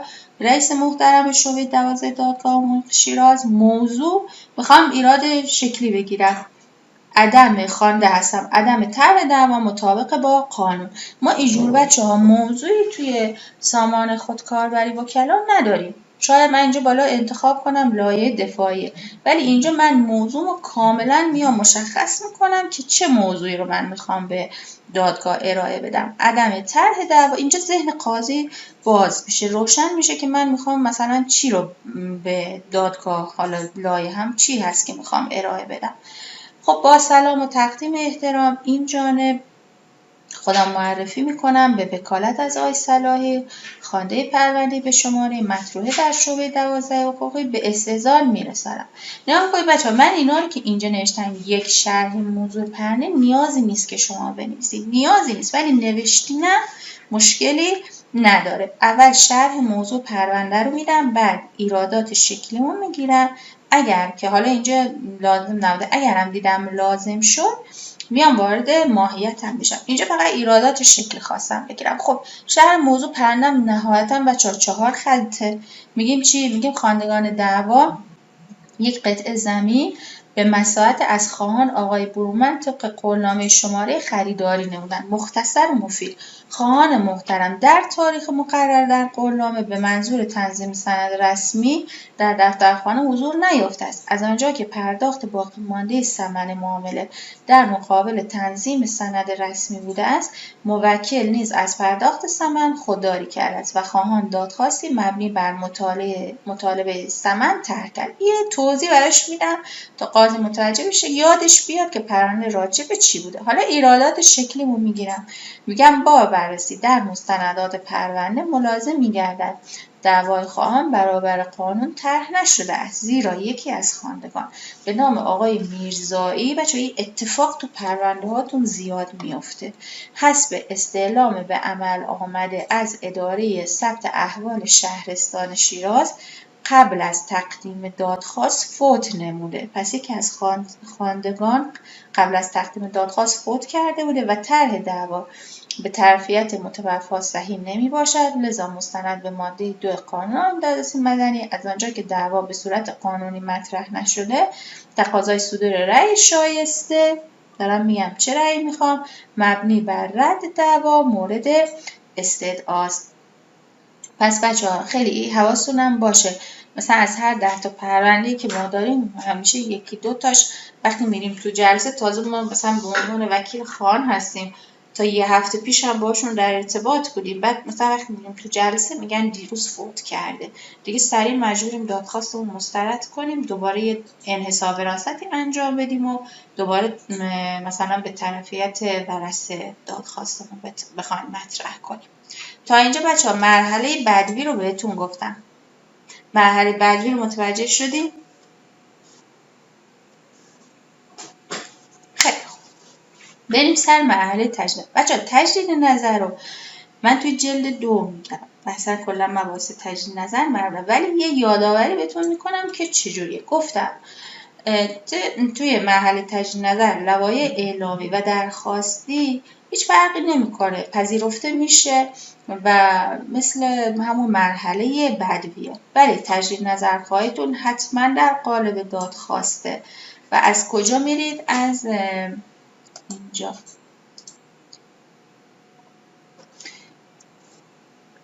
بچه‌ها توی سامانه خیلی مهمه که هر چیزی رو از کجا وارد میشین. حالا من اگه وارد بشم اینا میرم. بذارید من یه بزنم دوباره. بعد نگاه کنید از قسمت دعاوی اعتراضی میریم. حالا کلیک نمی کنم. تجدید نظرخواهی. یه نکته اینجا بهتون بگم، اگر قرار در دادسرا صادر شد، من یه اشتباهی بود که خودم تو کارآموزیم انجام دادم، اومدم نسبت به قرار دادسرا تجدید نظرخواهی کردم و رد شد. بچه‌ها اگر دادسرا هستین گزینه اعتراض به قرار دادسرا رو انتخاب میکنیم. اگر مرحله بدوی هستین، چه حقوقی چه کیفری، میخوایم بریم مرحله تجدید نظر، از چی استفاده میکنین؟ از آیتم اینجا تجدید نظرخواهی. اینو حتما بهش توجه کنید. سامانه مهمه که هر چیزی رو از کجا وارد بشید. خب اینجا دادخواست تجدید نظرخواهی رو میدیم. سال ساختار دادخواست تجدید نظرخواهی همون مشترکات لایحه هست، مقدمه مخصوص تجدید نظرخواهی. حالا میخوام بهتون بگم، نگاه اونا ما یه مقدمه داشتیم، گفتیم مثلا این جانب مطلوب خلوتی به وکالت از موکل، این مقدممون بود که مینوشتیم. حالا حتما بچه‌ها حتما اینو توجه کنید، وقتی میخواین دادخواست تجدید نظرخواهی کنید بدید از عبارت در مقدمه از این عبارت استفاده کنید: ضمن اعتراض به رأی بدوی. 4 تا کلمه ضمن اعتراض به رأی بدوی، حتما از این 4 تا کلمه استفاده کنید. نگاه کنید مثلا اینجوری: این جانب محبوب خلوتی به وکالت از موکل خود، مثلا آقای علی صفری در پرونده شماره بدین وسیله.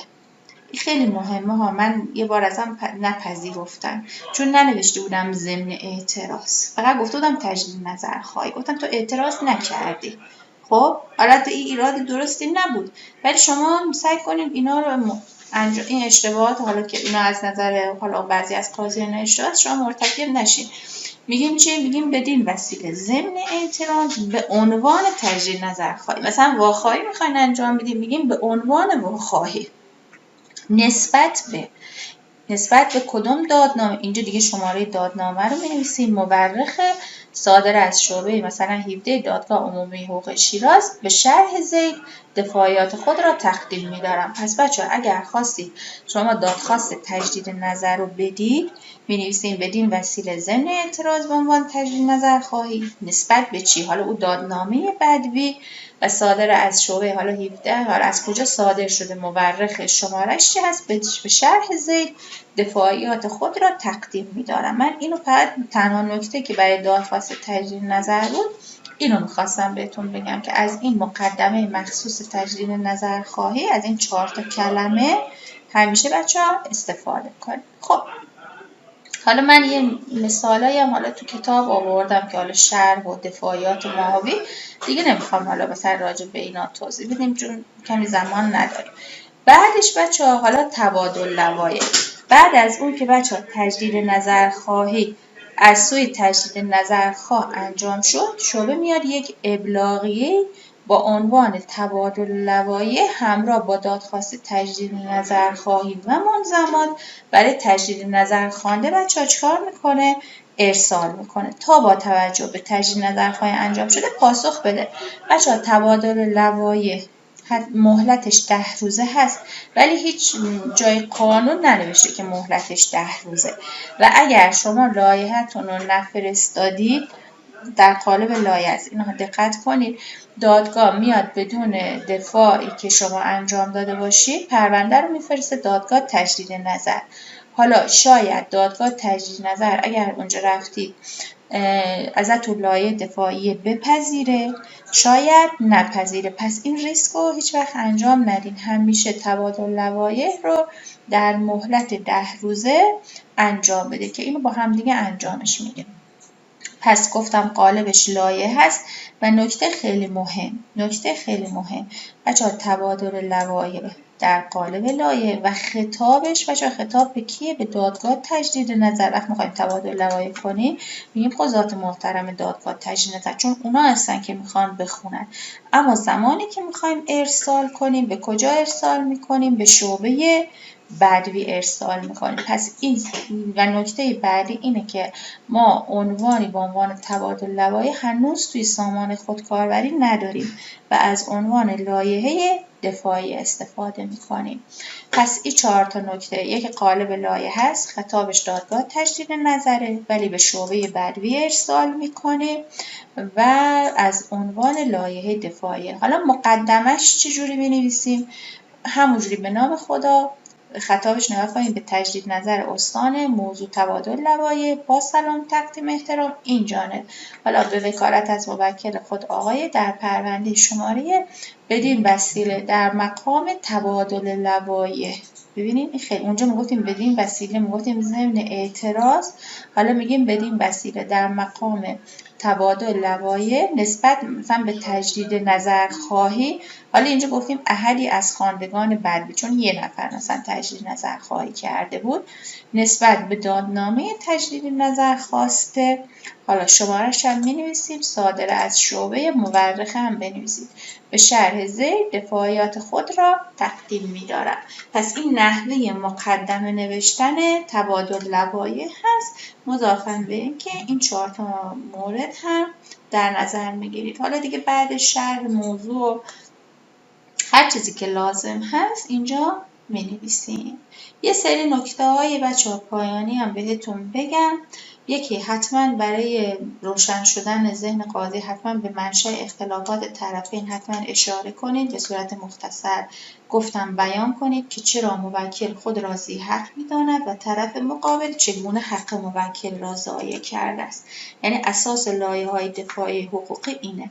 در خصوص بچه‌ها امور حکمی شما نیازی نیست که برای قاضی بیایم به مواد قانونی اشاره کنیم، بگیم طبق ماده 2 آیین دادرسی مدنی تقاضای قرار عدم استماع را خواستن. قاضی بهشون بر میخوره، میگه چی؟ میگه که داره این ذهنیت براش ایجاد میشه که شما به عنوان وکیل در حال آموزش و یادآوری قوانین به وی هستید. پس به شکل اگر یه قانون خیلی مثلا دورافتاده‌ای باشه که حالا شما فکر میکنه که امکان داره که بخواد جستجو کنه، قاضی متوجه نشه، پیدا نکنه، وقت نداشته باشه یا یه آیین‌نامه باشه، خیلی محترمانه می‌نویسید. نحوه محترمانه نوشتنش هم چجوره؟ اینجوری می‌نویسیم همان گونه که مستحضر هستید ماده 1024 قانون مدنی مقرر می‌دارد.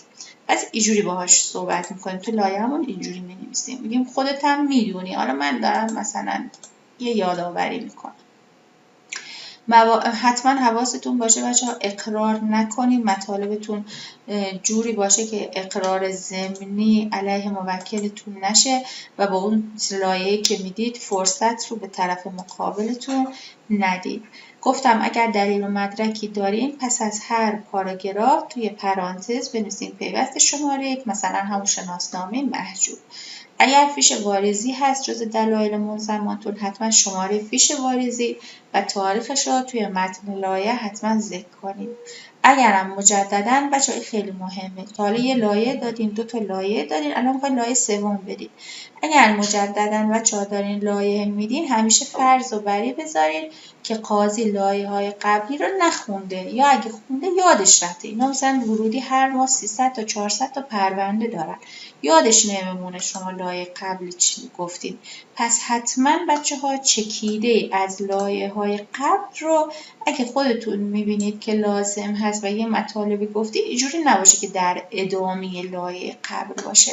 یک چکیده از لایحه قبل رو در صورت لزوم بیان کنین. از کلمات گفتم چاپلوسانه حتما خودداری کنین، از ارجو نمیدونم عالی جنابان و خیلی کلمه ها دیدم می‌نویسن. و حتما هم دفاعیاتون گفتم طبقه بندی کنید به صورت پاراگراف جداگونه و همراه با ذکر شماره باشه و این سیاست پرونده شما هست که تعیین میکنه. حالا من با همه اینا رو بهتون گفتم، ولی سیاست پرونده شما هست که داره تعیین میکنه دفاعیات شما از کجا شروع بشه و به کجا خاتمه پیدا کنه. آیا تا اینجا متوجه شدید یا خیر؟ این کلیات لایحه بود. میگم ملزمات لایحه رو میگم. بچه چاپ جدید کتاب خیلی طول میکشه چون جلد 2 بحث شکوایه هست، بحث تجدید نظرخواهی، بحث دعاوی اعتراضی و مضافاً ای که احتمال داره که سامان تغییرات زیادی بعد از عید داشته باشه، عکسای کتاب تغییر میکنه. باید عکس‌ها رو با توجه به سامانه جدید بنویسیم. احتمالاً دیگه بیفته برای شهر، چون باید هزینه دادرسی جدید هم هر سال تعرفه‌اش مشخص میشه. ببینیم امسال مثلا همون 3.5%، 4.5% تعرفه خدمات چقدره، چون اینا رو همه رو بهتون میگم دیگه با توجه به نرخ امسال بنویسیم. اینا باید کمی تا خرداد صبر کنیم ببینیم چه اتفاقی میفته. خب بچه اگه اینو یاد گرفتین بریم تا من بقیه لایحه رو بهتون بگم. اصلاحات رو بهتون میدم. بچه‌هایی که کتاب رو بگیرن در قالب یه PDF اصلاحات رو بهشون میدم. هیچ مشکلی نه، از این بابت نگرانش نباشید.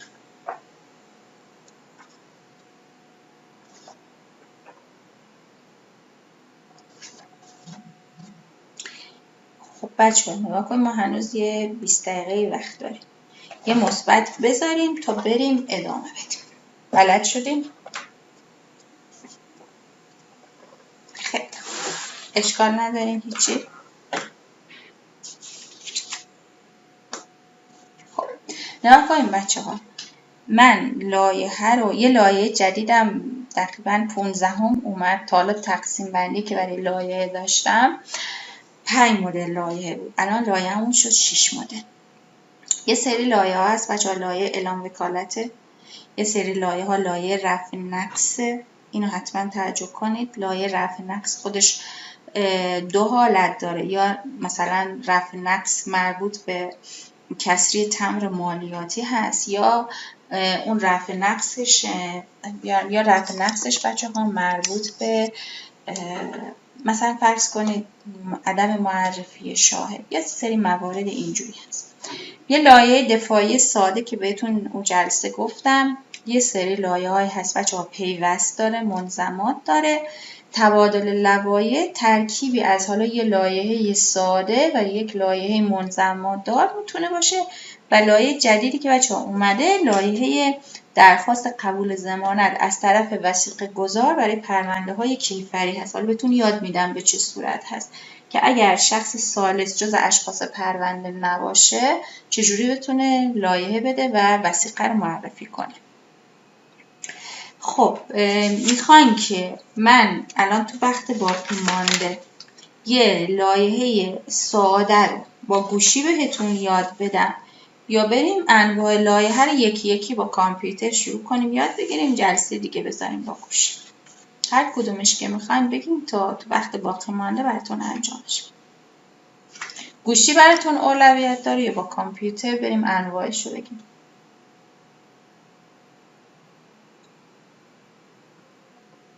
گوشی جلسه بعد. خیلی خوب، پس یکی یکی شروع میکنیم. اولین لایحه ما بچه‌ها لایحه اعلام وکالت هست. خیلی لایحه اعلام وکالت مهمه. خب ببینم این با اسم خودمه. میخوام اولین نوع لایحه اعلام وکالت هست بهتون بگم. میام اینجا اینو ببندیم.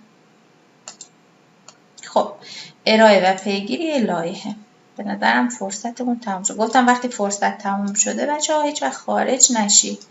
کد ملی و رمز شخصی، مرحله بعد رمز موقت و ورود به سامانه.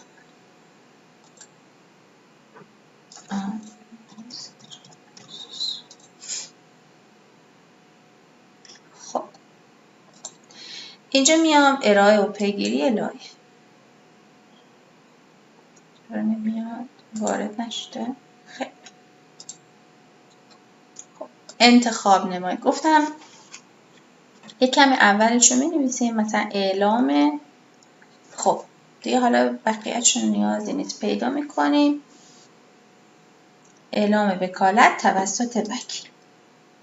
میزنیم تقدیم لایحه، ثبت و ویرایش لایحه. مجوز خاص نیازی نداریم. اینجا افزودن رو میزنیم حتما که موضوع رو به ما مشخص کنه. اطلاعات پرونده. بچه‌ها من هنوز تو این پرونده وکیل نیستم. بچه‌ها اگر یه شماره پرونده‌ای دارید که شماره پرونده دارین برای من اینجا بفرستین تا من نسبت بهش اعلام وکالت کنم. حالا اگرم ندارین من از بچه‌هایی که اینجا هستن بگیرم. نه ایرور نمیده، هیچ وقت ایرور نمیده. امتحانش کن. خب بذاریم از بچه‌ها اینجا بچه‌ها یکی از شماره پرونده هاتون بدید.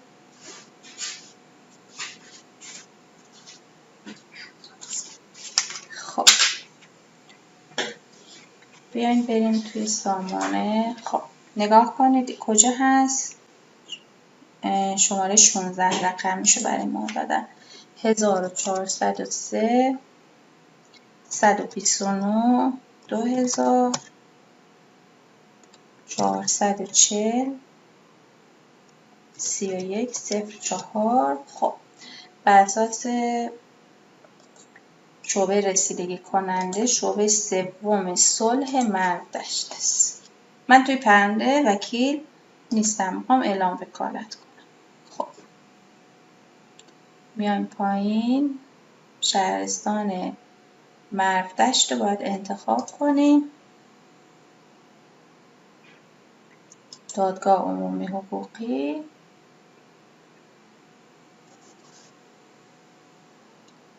شعبه سوم دادگاه صلح. خب میخوام برای اینجا لایحه بفرستم. میزنم صحت سنجی اطلاعات. بچه‌ها اگر هر لایحه‌ای به جز لایحه اعلام وکالت بود، اگر می‌زدیم صحت سنجی اطلاعات، چون جز اشخاص پرونده نبودیم، اصلا ما اینجا اصلا ایرور میداد، میگفت شما جز اشخاص پرونده نیستین و اجازه لایحه دادن رو به ما نمیدید. میزنیم مرحله بعدی. خب درسته همه چی. مرحله بعد کار به مدارک ندارم، میخوام اعلام وکالت کنم، ارائه دهنده لایحه هم خودم هست. توی صفحه بچه هیچ کاری نمیکنم. ببینید اونجا یادتونه جلسه اول بهتون یه لایحه ساده رو یاد دادم، اینجا تطبیق اطلاعات با سهم بود. اصلا اینجور چیزی بچه ها تو صفحه برای اعلام وکالت تو صفحه ارائه کننده لایحه نداریم، اصلا باش کاری هم نداریم. ولی اگر 2 تا وکیل بودید اینجا افزودن میزنید و شماره ملی، حالا مشخصات وکیل دوم رو وارد میکنید و لایحه‌تون رو میدید. میخوایم اعلام وکالت کنیم، هر مثلا منفردن مشترکن هستیم. حالا من یه وکیل هستم. اینجا متن رو مینویسم چی؟ به نام خدا. خب رئیس، یعنی رئیسم اولش همزه داره. خب رئیس محترم شعبه 3 دادگاه صلح شهرستان مردشت. خب شهرستانم آورد. موضوع چی هست؟ موضوع اعلام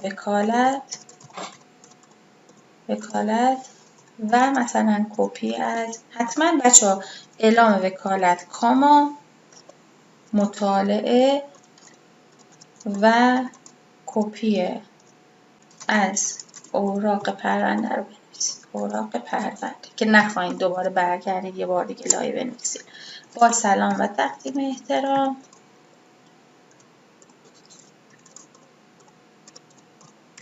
خب اینترم میزنم.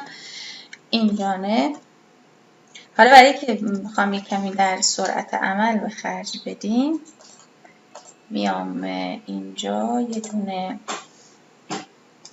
از گوگل داکس هم استفاده میکنم.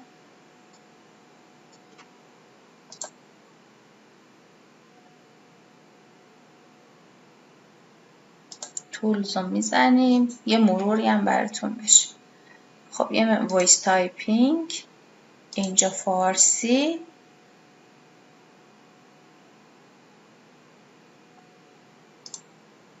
و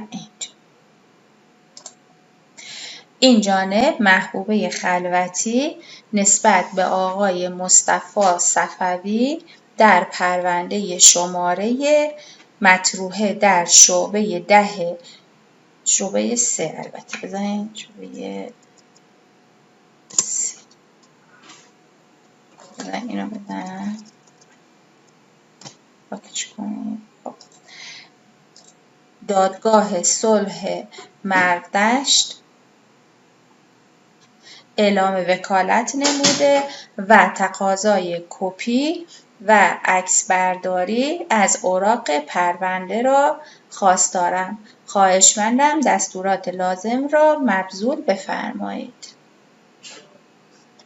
خب پس اینو یه کپی میگیرم. اینجا نگاه کنید. یه راست کلیک میکنم، میزنم کپی، میام توی سامانه و پیستش میکنم. راست کلیک و پیست.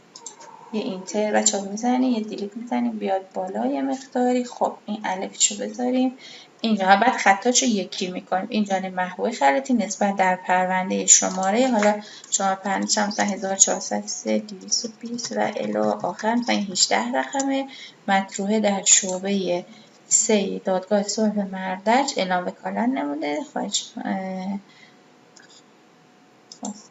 خواهشمندم یا خواهشمند است صحبت کن دستورات لازم را مبذول بفرمایید. خب میام همه رو یه خط میکنم بچه ها. اینجا انتخابش میکنم و مثلا H6 رو میزنم.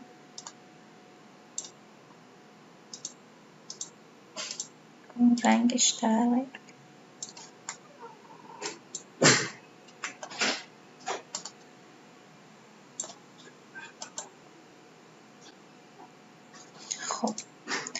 حالا این رنگش تو پرینت مشکلی ایجاد نمیشه. به نام خدا رو وسط میذارم، اینم که رئیس محترم موضوع و تمام، هیچ مشکلی نداره.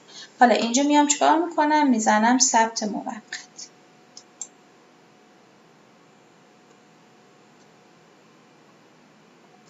خب ببینیم مشکلش چیه که ثبت نمیکنه. خب الان ثبت کرد. اینجا یک کد رهگیری به من میده، میزنم بازگشت به فهرست. خب بچه‌ها برای اعلام وکالت ما با ملزمات خیلی کار داریم. حالا الان اینجا من بخوام یادتون بدم یه مشکلی برای من پیش میاد. نگاه کنید. اولا وضعیت پیوست ها رو میذاریم بر روی همه. وقتی میخواین اعلام وکالت کنید نوع پیوست هم میذارین تصویر الکترونیکی.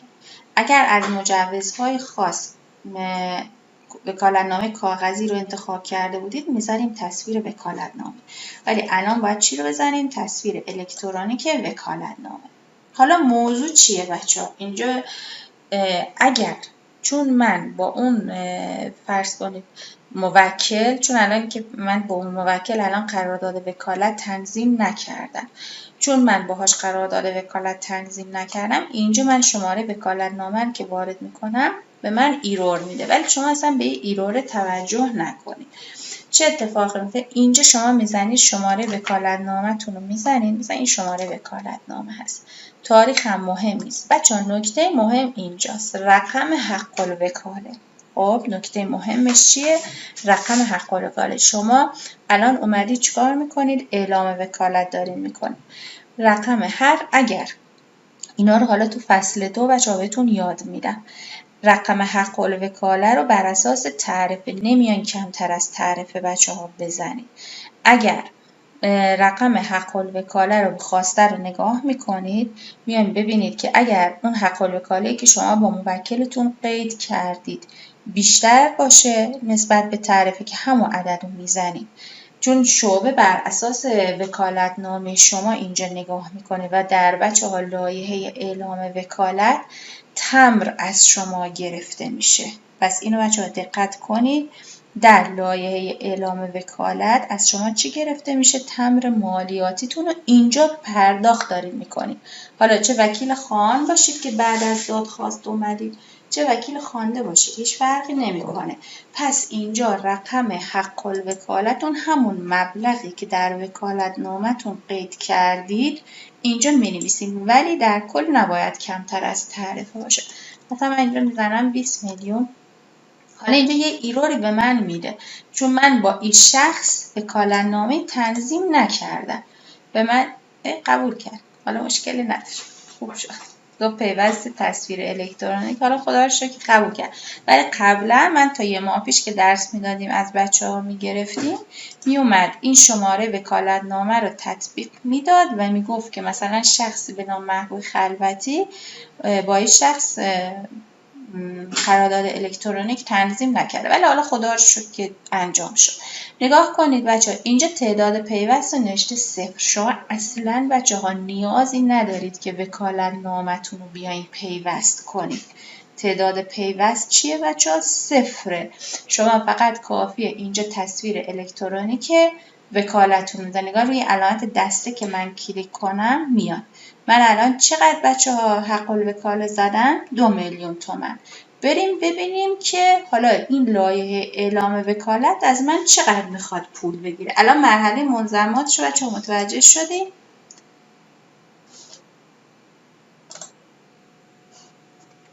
تمبر رو الان باطل میکنه. نگاه ما که دادخواست نداریم، ما الان داریم اعلام وکالت میکنیم. یا یه خوانده هستیم یا وکیلی هستیم که خواهان اومده دادخواستش رو داده بعد به ما مراجعه کرده.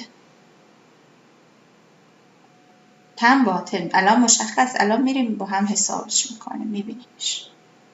تا مرحله منظمات رو متوجه شدین بچه‌ها که چیزی نمیخواد پیوست کنید، ولی باید اون مبلغ قراردادتون رو بزنید. بچه‌ها لایه اعلام وکالت گرونترین لایه اعلام وکالت، حواستون باشه هر نوع لایحه‌ای که میدید حداقلش مثلا 10,000 تومانه، هر پیوستی هم 3,000 تومان بهش اضافه میشه. 10 تا پیوست داشته باشین 30 تومان بهش اضافه میشه، نهایتاً میشه 50 تومان.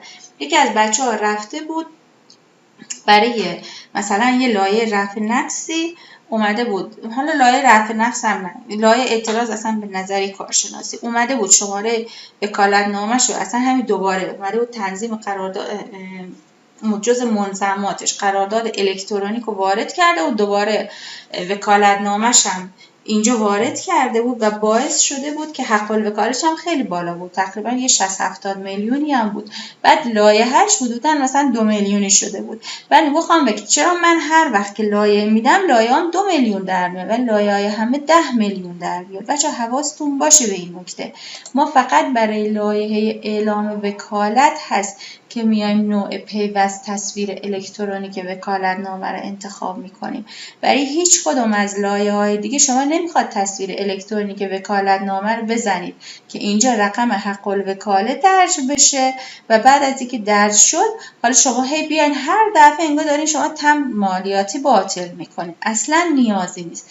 فقط برای لایحه اعلام وکالت هست که میایم از نوع پیوست تصویر الکترونیک وکالتنامه رو انتخاب میکنیم. اینو متوجه شدید؟ تا اینجا متوجه هستین بچه‌ها؟ این نکته خیلی مهمیه ها.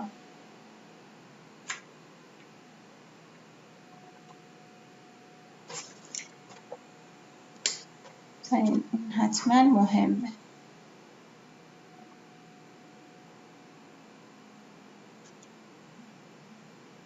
بقیه متوجه نشدن یا نیستن سر کلاس؟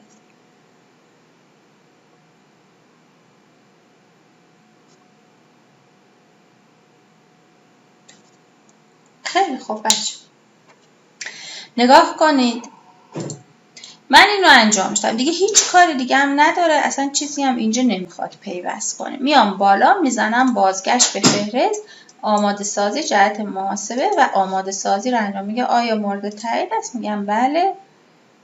خب میام دوباره میزنم بازگشت به فهرست. خب یه چاپ اولیه میگیرم ببینم اشکالی نداره. نگاه کنید شکلش، شماره پرونده اومده، شماره بایگانی و کد رهگیری، اسم منو زده، موضوع لایم اینجا نوشته، بعد گفته چی؟ گفته وکالتنامه هم به این شماره، حالا مور میخواد، من تاریخش نزدم، اگه زده بودم من میومد. بعد میگه به نام خدا رئیس محترم، موضوع با سلام و اینجا هنوز ما کارمون ادامه داره، پس میگم هیچ مشکلی نداره، برمیگردم. خب میام مرحله اخذ امضا دیگه، بقیهش هیچ فرقی نمیکنه. میام اینجا درج امضا میکنم، دیگه کاری به امضای موکل نداریم. بازگشت به فهرست. حالا هزینه ها رو میخوام بهتون نشون بدم بچه‌ها. اینجا نگاه کنید، اگه یه لایحه ساده بود فقط هزینه تطبیق اوراق با اصل بود با هزینه خدمات الکترونیک قضایی، من اینجا چیزی منظم نکردم، پس هزینه اوراق با اصلم 0 تومنه، هیچی نیست. هزینه لایحه فرستادنم شده چقدر؟ 11,200 تومن. ولی من اونجا بچه اومدم چقدر حساب کردم؟ اومدم 2 میلیون نوشتم که حق الوکالمه. خب هزینه تمبر، من اینا تو فصل 2 کامل بهتون یاد میدم چجوری حساب بشه، ولی الان هزینه تمبرم شده چقدر؟ 60,000 تومان. 5% 2 میلیون میشه چقدر بچه ها؟ 5% 2 میلیون، 10%ش که میشه 100 تومان، 5%ش میشه 50 تومان. خب حالا از این مقدار بذارید من با ماشین حسابش کنم براتون. بلدین بچه ها اینا رو حساب کنید؟ آره کلاس بچه ها اینو تموم کنم تموم میشه. خب بذارین من محاسبه اینو بهتون یاد نمیدم، الان میذارم سر جای خودش که زودتر تموم شه. ولی حالا نگاه کنید، بر اساس 2 میلیون خب هزینه تمبر مالیاتی من شده 60 تومن، بعد برای بچه های کانون سهم صندوق نصفش میشه 30 تومن، برای بچه های بعد نصف این 30 تومن هم میشه سهم کانون، یکی سهم صندوق داریم یکی سهم کانون، جمع همه اینا شده چقدر؟ شده 116 و 200. این هم تمرم رو باطل کردم، هم اعلام وکالت کردم. اینجا میام درگاه الکترونیک، مبلغ رو پرداخت میکنم. حالا فرض میکنیم من مبلغ رو پرداخت کردم، میام میزنم بازگشت به فهرست و ارسال به دفتر خدمات قضایی، ارسال رمز موقت. الان بزنم حتما گزینم رو پیشفرض ارسال به مرجع قضایی باشه. من رو ارسال رمز موقت کلیک میکنم، یه رمز برای من میاد، اینجا وارد میکنم و میزنم ارسال به مرجع قضایی. پس این شد بچه‌ها لایحه اعلام وکالت. یاد گرفتید؟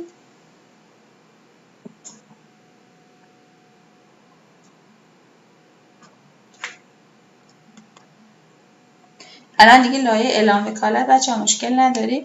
اگه سوال دارید بپرسید. دیگه 5 نوع لایحه دیگر هم میذاریم برای جلسه بعد.